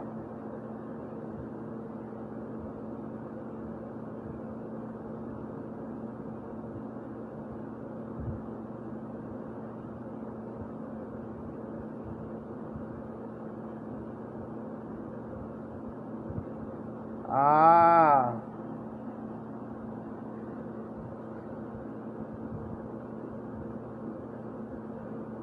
Hey, Phil. When I started Lower Oaks, it's a career development center. It's like you learn the trade, school trade. Well, I was in food. Well, it's meat processing, but over there they basically call it food product processing. Basically, you got the kill floor, processing room, everything, the whole 9 yards.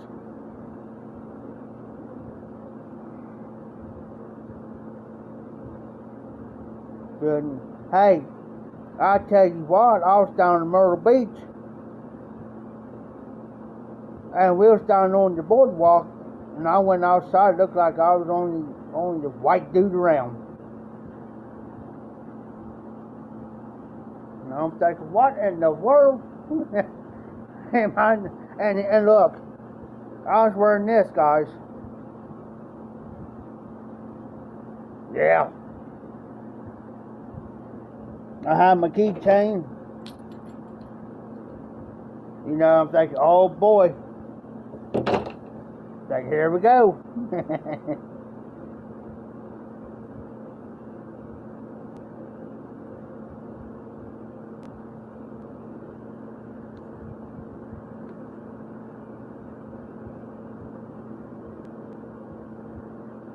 All right, Zippo, you have a good night.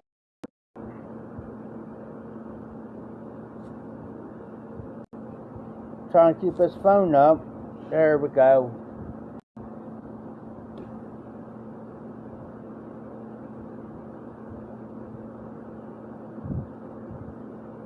It's like, you know,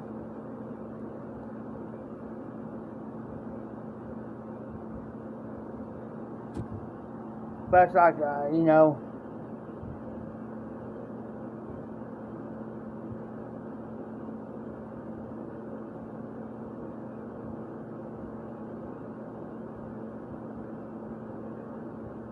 oh yeah, oh, I had to reread that, Phil.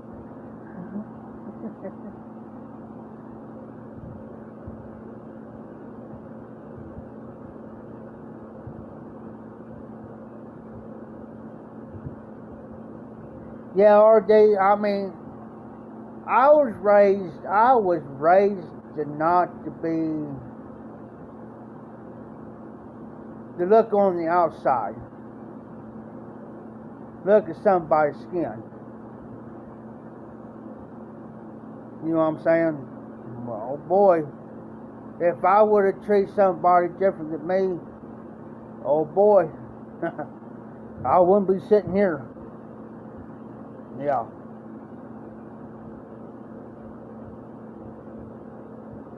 It's like,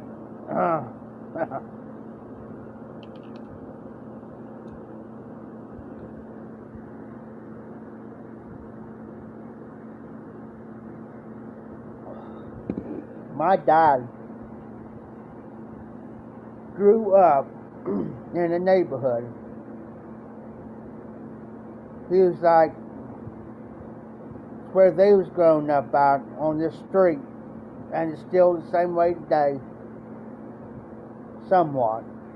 It ain't like it used to be, but there was like the only white family there. He says everybody got along, we all played. He says everybody went to each other's house for supper, whatever, didn't care. You know, that's the way they was taught. You know. But we're also talking, my dad was born in 1930, so we're talking about the 40s, early mid 40s. That's the time when segregation was going on.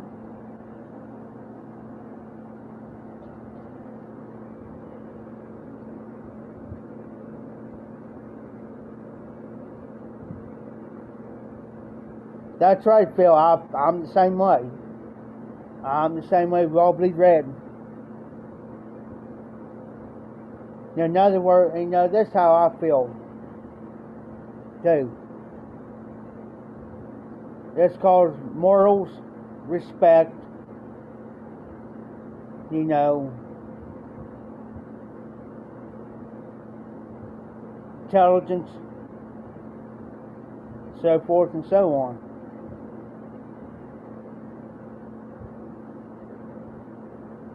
You know, I mean, I was the first person. My brother's the second person. I was the first person in my family to break the racial. I mean, my family wasn't racial, but as far as marrying somebody of a different color, I was the first person to break that barrier in my family.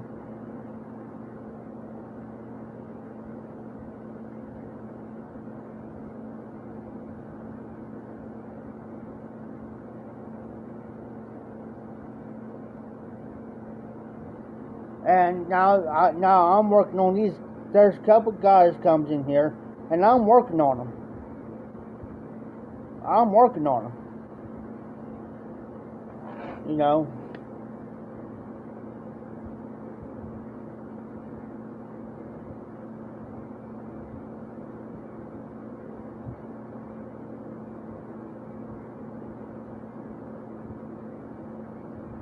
True, Phil. But the way I say it, I don't do it as a joke. I do it in the way to where I'm getting my, number one, I'm getting my point across. Number one. Number two, is they know I'm telling the truth. And they say, oh, you was never married to a African American. Yes, it was. So ask Tim. Ask Tim, because Tim knows, because I said I started working for Tim when I was still married. And Tim looked at him and said, yeah, he is telling the truth. And I said, if you got something against somebody of a different race, then you got a problem.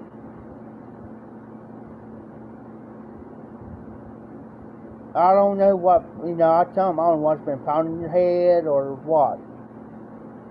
But it's better get it right.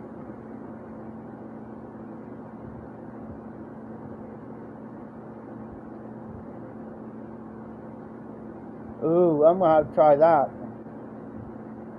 Yeah, I'm about ready, after RD gets done, it's 1:05 in the morning. So,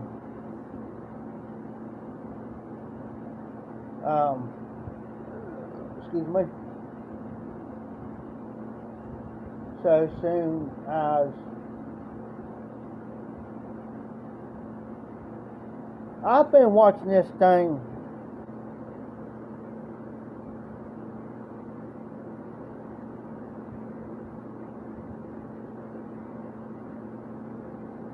true, Phil.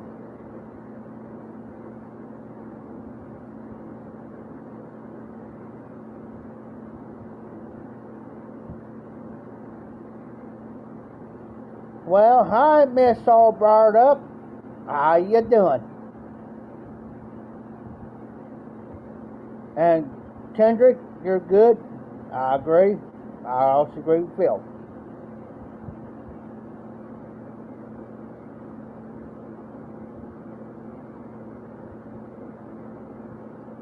I got friends from all different nationalities. And I need to make friends down there. Down in Myrtle.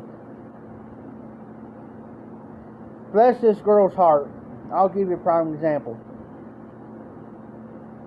We was all at the hangout, which we got music, food, beer, you can sit out and drink, right? We was all sitting around drinking some beers. There's Tim, there's about four or five of us drinking. Bless this woman's heart. She's only compared to me, she looked like a kid, but she's an adult. But standing up against me is like a kid. So I got talking to her. And she says,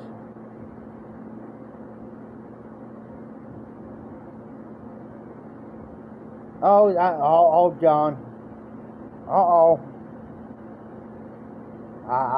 If I were you, I'd stick the coat. If I were you.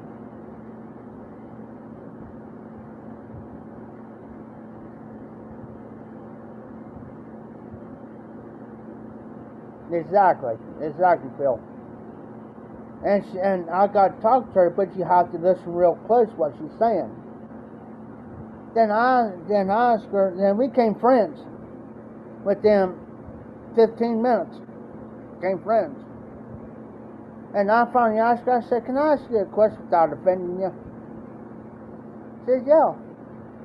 I said, "Where are you from?" "Jamaica." I said, "What? Where?" She says, "I'm from Jamaica." I said, "You come clear from Jamaica to here?" She said, "Yeah." I said, "Well, I said, there's nothing wrong with that. You know." Then she says, "Where are you from?" I said, "I'm from Ohio." She says, "Ohio?"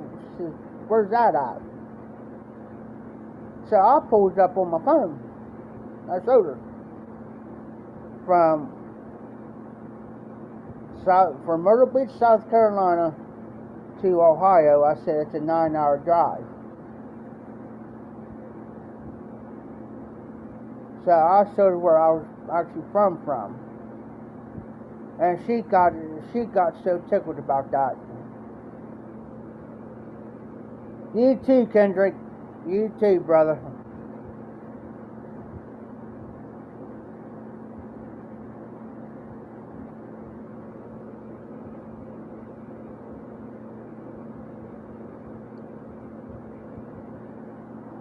You too, brother.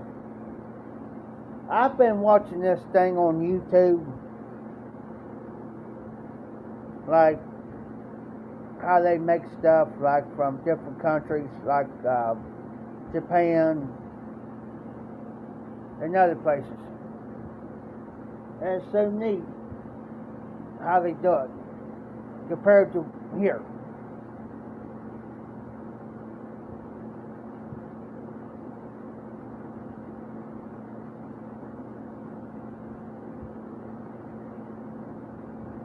It's so neat.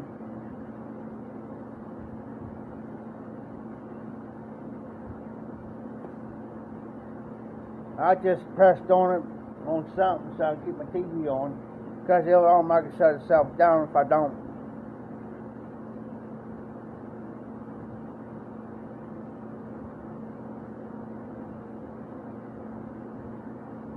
The only time I let it do it is if I'm going to bed, I let it shut itself down.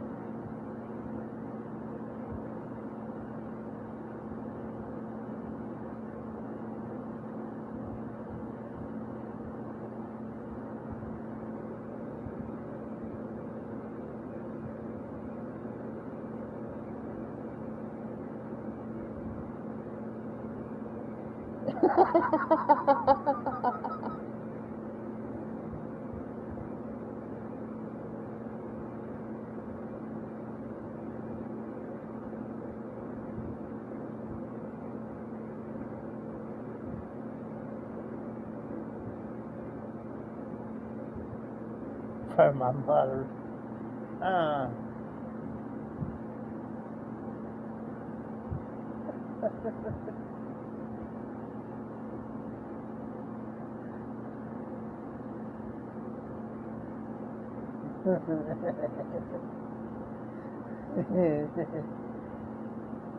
God, I don't mind telling somebody where I'm from, but I don't tell them what county I'm from. I tell them I'm from Southwest Ohio. You know,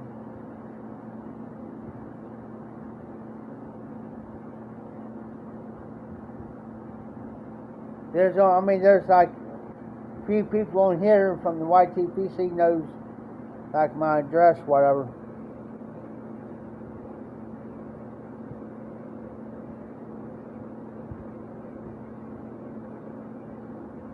Yeah, Phil.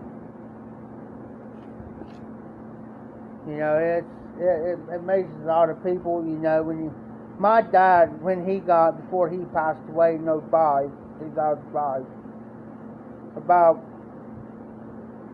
up to that, he had a lot of stories. Some of the stuff that he told me that you don't dare do today. You know, what you could do back in the 50s, 60s, 70s. Don't dare do it today.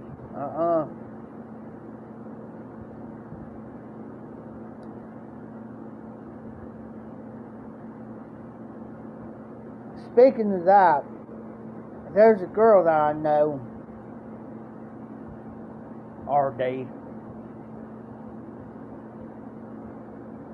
She's going to have her first baby.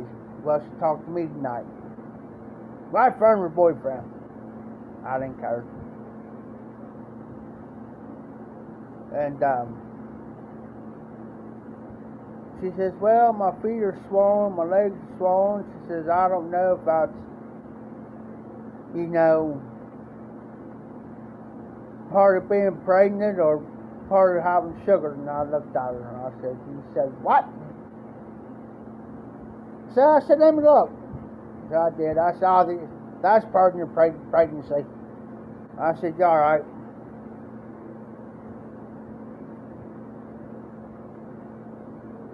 It's her actually first baby. And matter of fact, she's going to have her baby on my dad's birthday next month. My dad's birthday is August 27th. But, yeah. It ain't mine, though.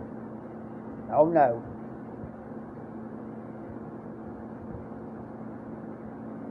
Oh no, I went and got fixed.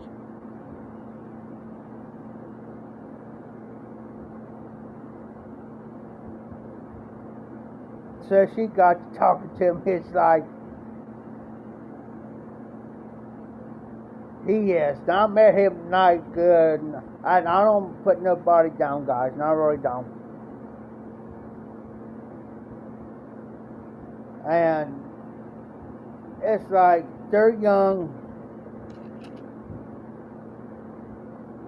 You know, first kid,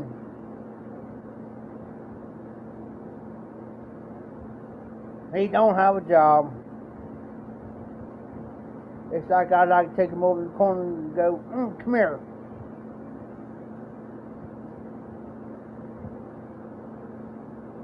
But I'm waiting. I'm going to sit back and wait. I already done told somebody, I said, you watch.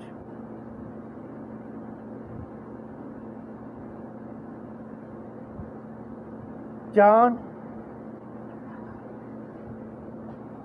it's like, that was like almost like a hint. It's like, it was hitting, and I ain't no dummy.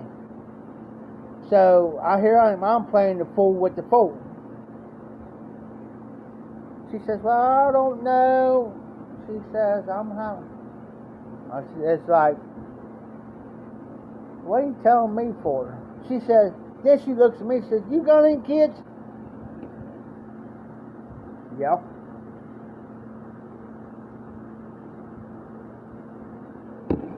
I said, yeah. I said, I got a 23-year-old. She almost hit the doggone sidewalk. She says, you look like you ain't old enough.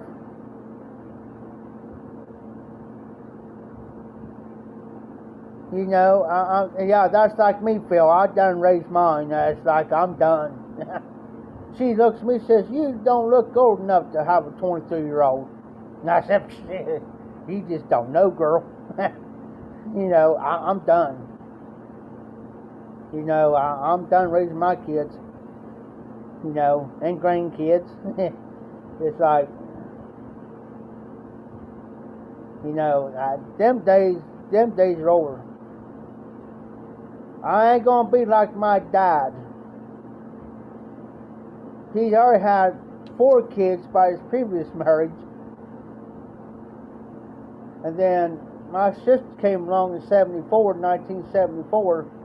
So he was had to be around 40. Say 49, 47, 65. So my dad was 44 when he had my sister. Well, my mom did. And then in 1980, I came along, so my dad was 50.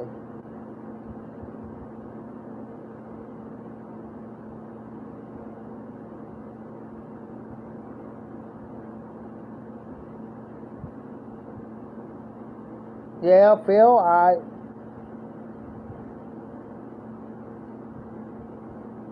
get them on, instead of Facebook, I get those type messages on Instagram all the time. No, block out, you know. It's like, now I have a free life now. I've been divorced, kids raised, my son's raised. Why would I go back into a relationship? Now, I don't mind being in a relationship, but why would I want to start all over again having kids? You know, that's the thing. And it's like, and I told somebody here a while back about her. I said, gee, watch. Since she has that kid, that baby, I said, I won't even give it a month. He'll be gone. But now, get this. She met me right in front of him. Where they live out, it's part of Woda. It's like somewhere where I used to live. It's Woda. They got a new policy now to where used to where she's at, you can have like an overnight guest. Like they could be there like it used to be 14 days out in the month.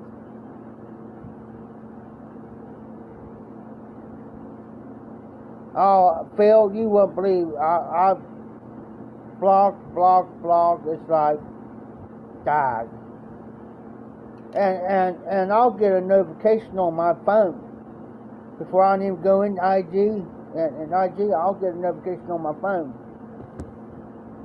But she says, well, if he gets caught coming in the nights now, staying all night, he'll go to jail and not getting evicted. And I'm sitting here thinking, then why in the world are you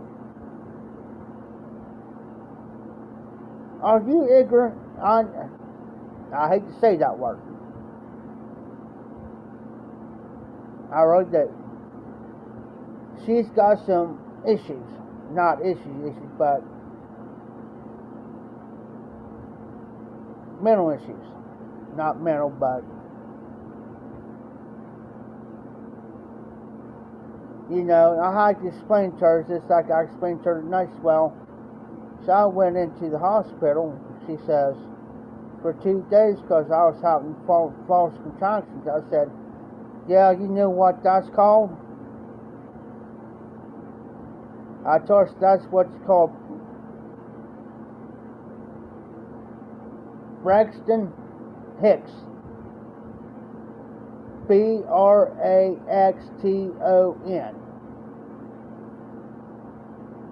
It's where it's like they're having the contractions and they're not.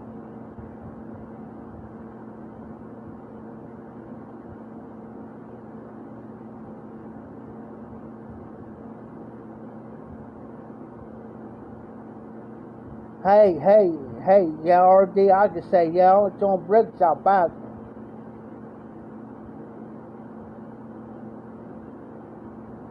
so here I am. I'm telling her all this. Within 10 minutes, because I had to wait, because I was with a friend of mine. Well, there's 2 other friends that we was waiting on. So within 10 minutes, I explained about 5 different medical terms to her. Within 10 minutes. She says, well, you know, well, yeah, I used to be a nurse aide. You know, you learn all this medical terminology when you're going through all this. I said, you'll be alright. Be fine. And she says, and I said, if I were you, I'd take an epidural.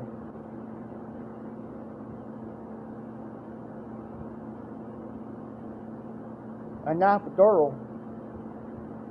I said, yeah. I said, it's needed about this long, yay long. And I said, they'll go in the lower part, about the middle of your back or so, middle of the part of your back. And I said, they'll stick out clear to your spine. And I said, they'll check that epidural. And I said, the only thing it does, it helps you deliver that baby. It kind of numbs you.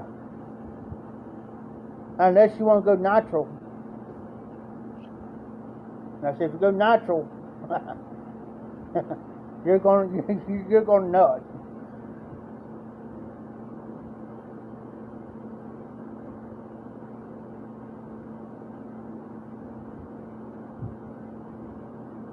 John, I've done that. I tell people too. You good? Doing all right?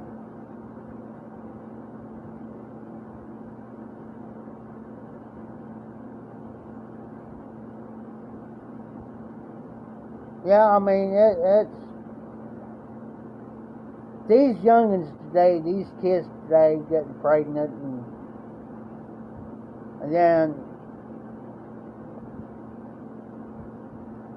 that's what she said there, RD. Yes, sir. But here's the thing. This is what gets me. Kids having kids. I don't got nothing against kids. Love them to death. But it's all fun and games getting, having, doing your thing.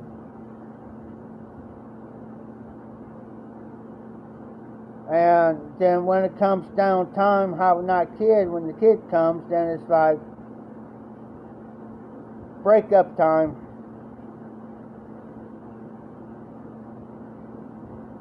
I told a friend of mine this here several years ago.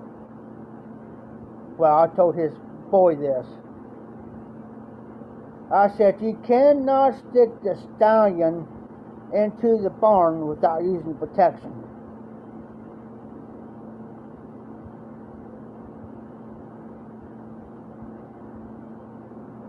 You cannot stick a stallion into the barn without using protection. He kind of looks at me. You said, what?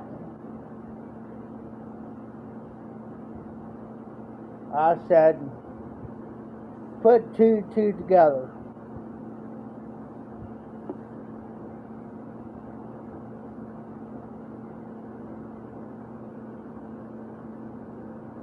Kids. And then it says, now it's about ready to say, well, how are you going to support this kid? How are you going to get the diapers, the formula? And then I said, oh, and I looked at him, she says, oh, there's the daddy behind you. Looked around, and I said, oh, you're the dad, huh?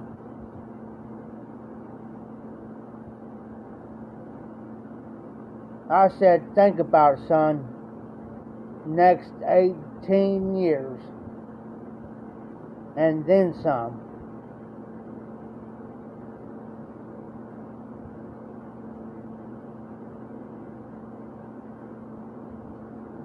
Yeah, John, I was here. The Supreme Court overruled that Roe versus Wade deal. But that was a big discussion around here.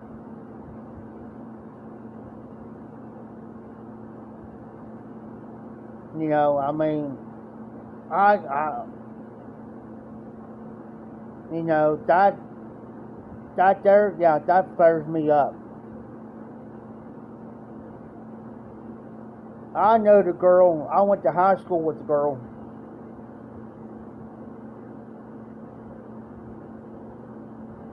And another thing too, John, talking about that abortion.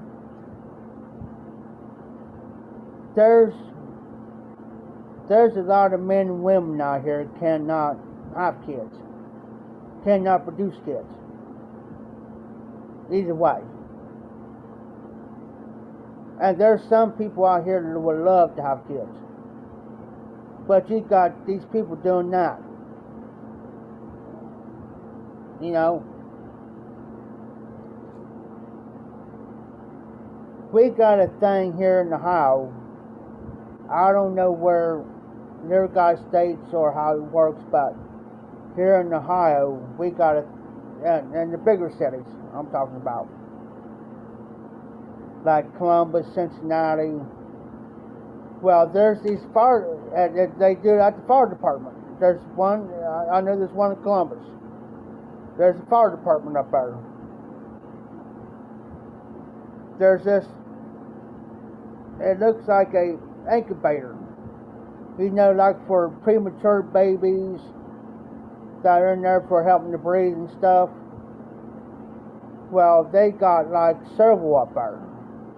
And what it is for these mothers that just had their babies or whatever, and they know they can't afford to keep them. It's inside the fire department. They can open the door up, go in there and put this baby in there, and there's somebody always checking them. Fire department's always checking. There's people there constantly. If there's a baby in there, it's called Safe Haven.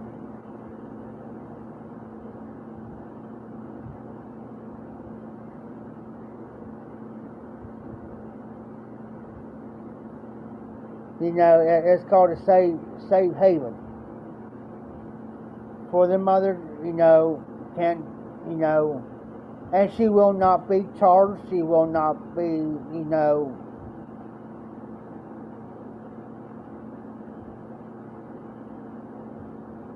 she won't get no, in other words, she won't get no trouble. You know, and I say that's the best option to go in that type of situation, or put him up for adoption. Now, my son, technically, he's adopted, and yeah, he carries my last name because the mother. Because the mother came to me and my ex-wife and say, look, he was a few months old. Say, hey, I don't got the means, I don't got the money or anything to take care of him. I'm trying to make ends meet now. She says, I'd rather trust you guys. She says, I'll trust you guys if you guys adopt him, and I'll give up my rights. And my ex-wife came to me because I was at work.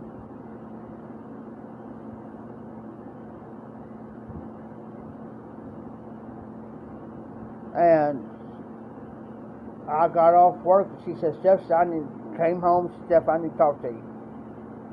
Okay. So we did. She explained everything to me. I had a darn good job at the time. She looks at me and she says, what do you think? I said, well, let me think about it.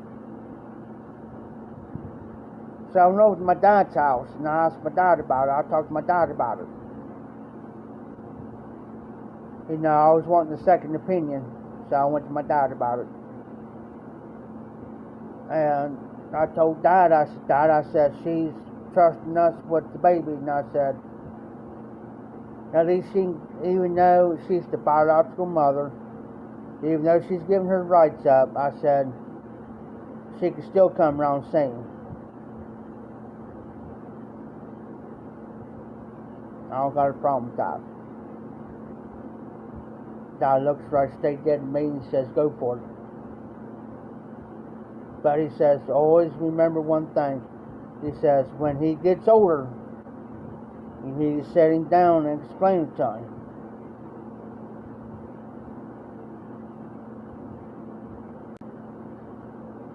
Alright, Dad.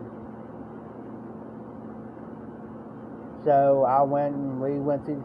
Now, the only trouble we had was the biological father.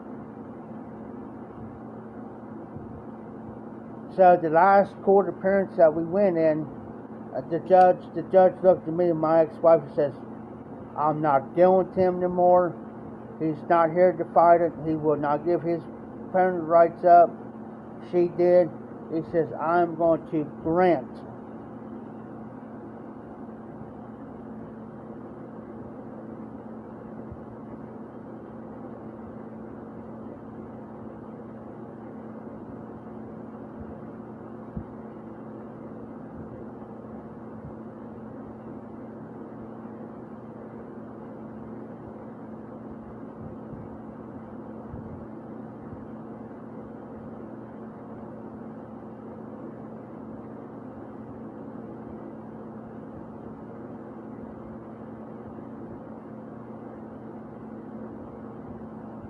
That's the thing, Jeremy. I can't.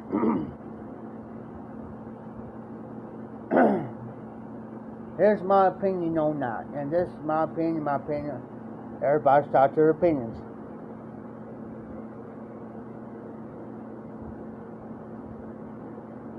It's like gun control.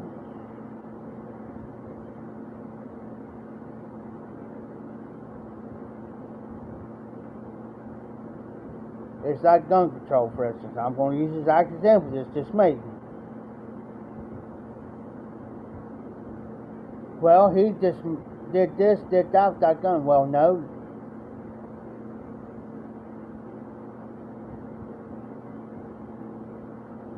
You have to pick that gun. That's the choice.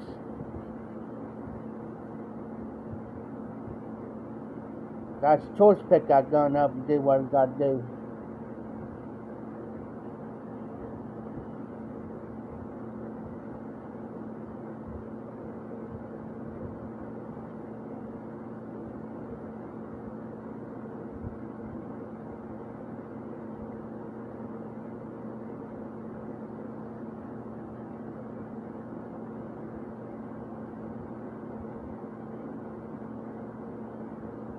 I'm going to use myself as an example. That's why I don't get my no butt no trouble.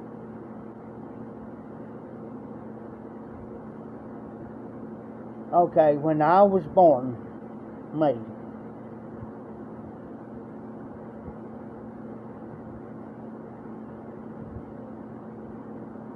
I only weighed 2 pounds even. I had a lot of health issues. Okay.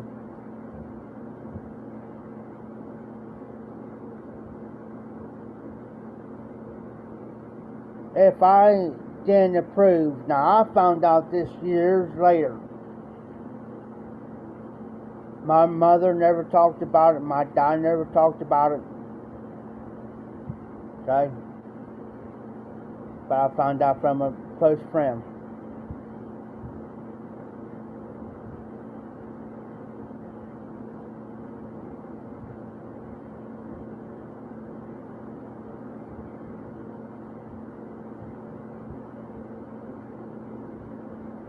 Okay, Jeremy, since you brought that up, I'm going to say one thing. Okay, my sister died 2 years ago from lung cancer.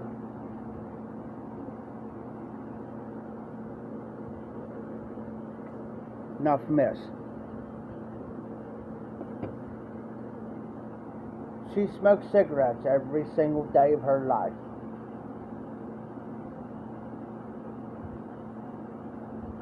My sister was only 46 years old when she passed. She done that to herself.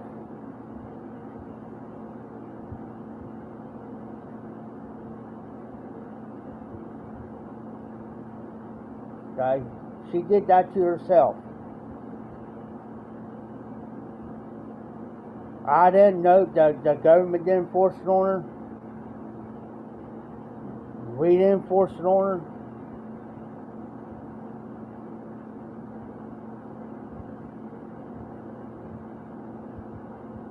She admitted it because smoking the cigarettes. She admitted it. I haven't seen before she passed away.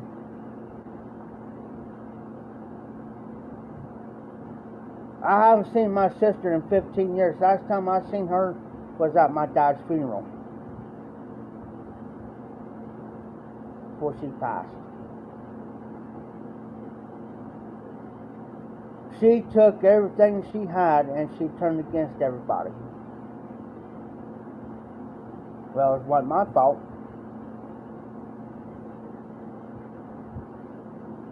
It wasn't my fault that started.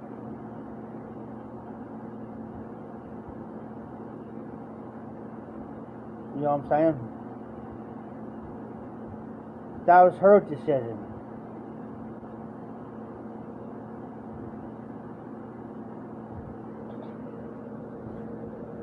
You know, you can argue, and you know what? My sister had to have brain surgery done to relieve something off her brain.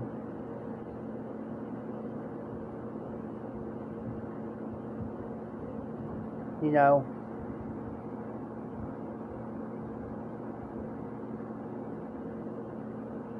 You know, I mean,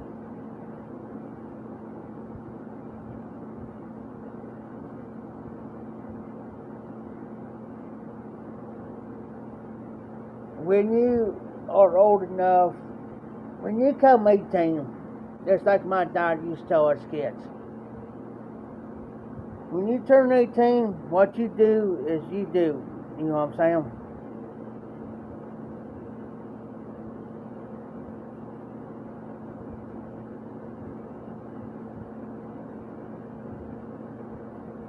You know,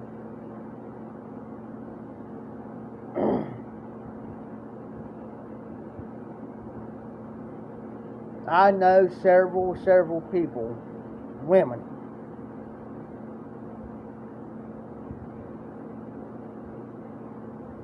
you know,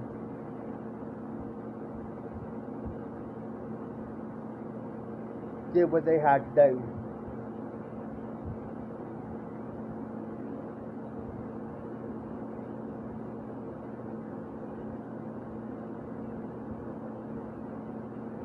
Exactly.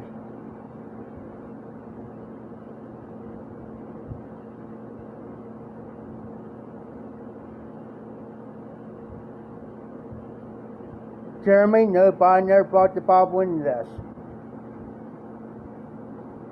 Everybody has to touch it, depends on my life. Everybody knows it's an open book.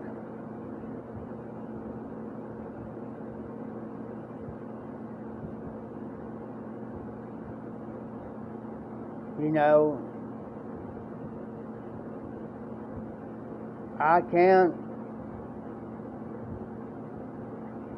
speak for anybody. I can't. You know what I'm saying?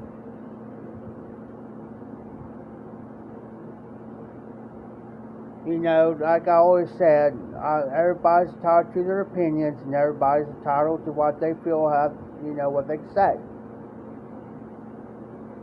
You know.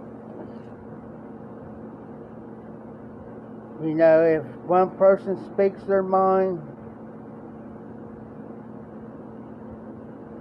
another person can agree or disagree.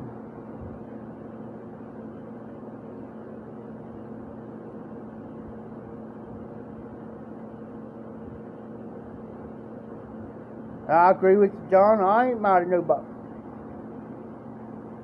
Trust me. If I was mine, if I was mine, everybody would know it. You know what I mean? Trust me. Yeah. Because I done flipped out on one party on here. That's been months back. All because of a certain situation between me and them. And I've always said, if you have a problem with somebody, then you probably message them. I don't care if it's on Facebook Messenger, text message. If you got their number, call them. But don't bring them on the lives. And don't make it public for everybody else. You know what I'm saying? That's the only time I ever got mad. And they have not been on my live since then.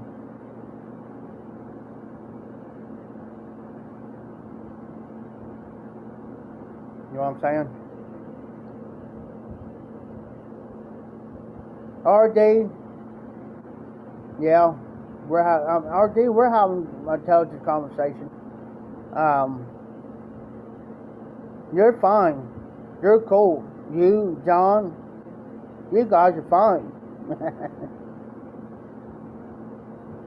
You, like I've said, RD, you have a right to speak your mind. You have a right to your opinion. But there's some people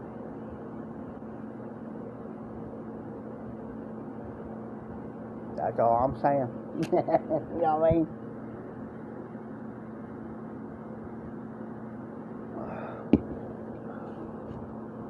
Some people just like to take stuff and twist it.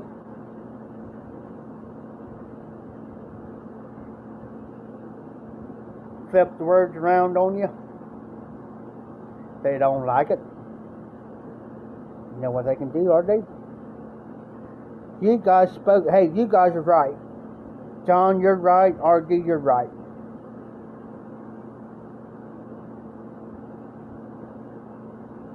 You guys are correct. But some people, but like I said too, on my lives too, if you guys feel like somebody's getting out of hand or anything like that, you guys do what you got to do. You know what I'm saying? Because I don't, I mean, I could do it. But I'm going to leave it up to you guys. Use your own discretion. That's me. Because I trust you. I'll sit back. I'll listen. I'll read the comments. You know what I'm saying? Yeah, I had to quit for tonight, RD, because the A-State Brew was kind of started getting kind of to me, because I've already smoked like my fifth, sixth bowl tonight before I even got on my live. So I had to quit because the nicotine on that boy, it was about ready to light me up like a Christmas tree. I'll be right back real quick, guys. I gotta use the bathroom.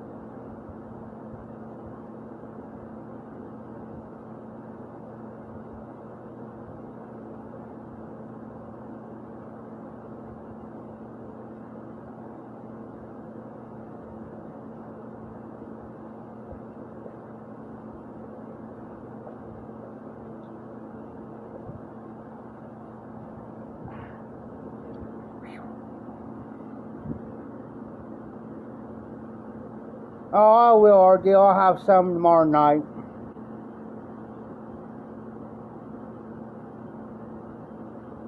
I will tomorrow. I will. Shoot, John will be on. But I'll try to go, since John's going to go at 11 o'clock, I'll tell you what I'll do. Since John promoted on my live, I'll do a pre-show tomorrow night.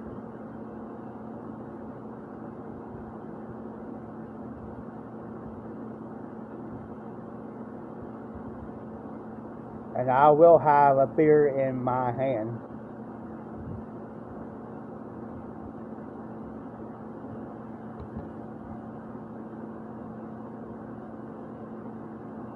$1:48 in the morning. Shoot, I slept till about 2 o'clock today.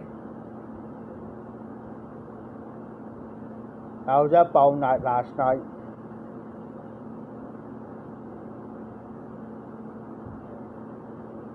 Oh, cool, John. Alright, RD, I appreciate that. Look for about around 10:30. I'll go around maybe about 10:30. About a half hour. Until John comes on. I'll get the notification. I'll use this phone here. And then since I get the notification on this phone, which is my main phone, then we'll head over to John. Pester him.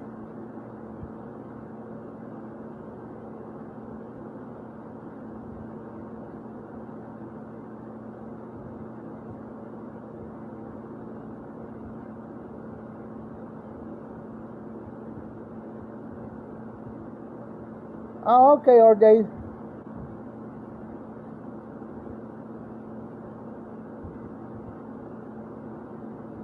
Alright, John. Alright, guys, I'm going to get off here so I can get this phone charged up. I'm going to watch a little bit of TV. I got to put my stuff up. But I got this stuff here pretty much mixed up. And I'll try to smoke this on my... I'll probably... Yeah, anytime, guys. I'll probably smoke some of this on the live, so I'll keep this close by. I just gotta take everything back there, and so these guys don't fool with none of my stuff. Yeah, and I'll promise you one thing, guys. John RD, it ain't gonna happen again. I promise you that. I promise you that. It ain't gonna happen again. Because everybody just wants to come in, relax, have a good time, smoke a bowl.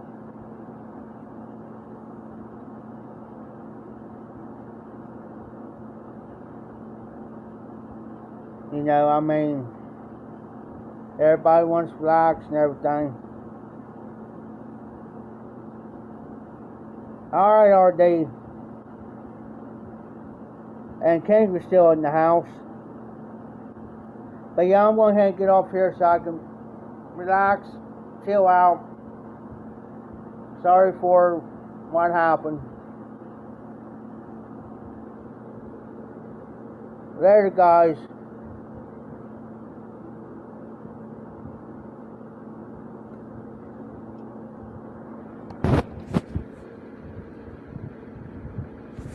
Good night. I tell you what, Jeremy's off.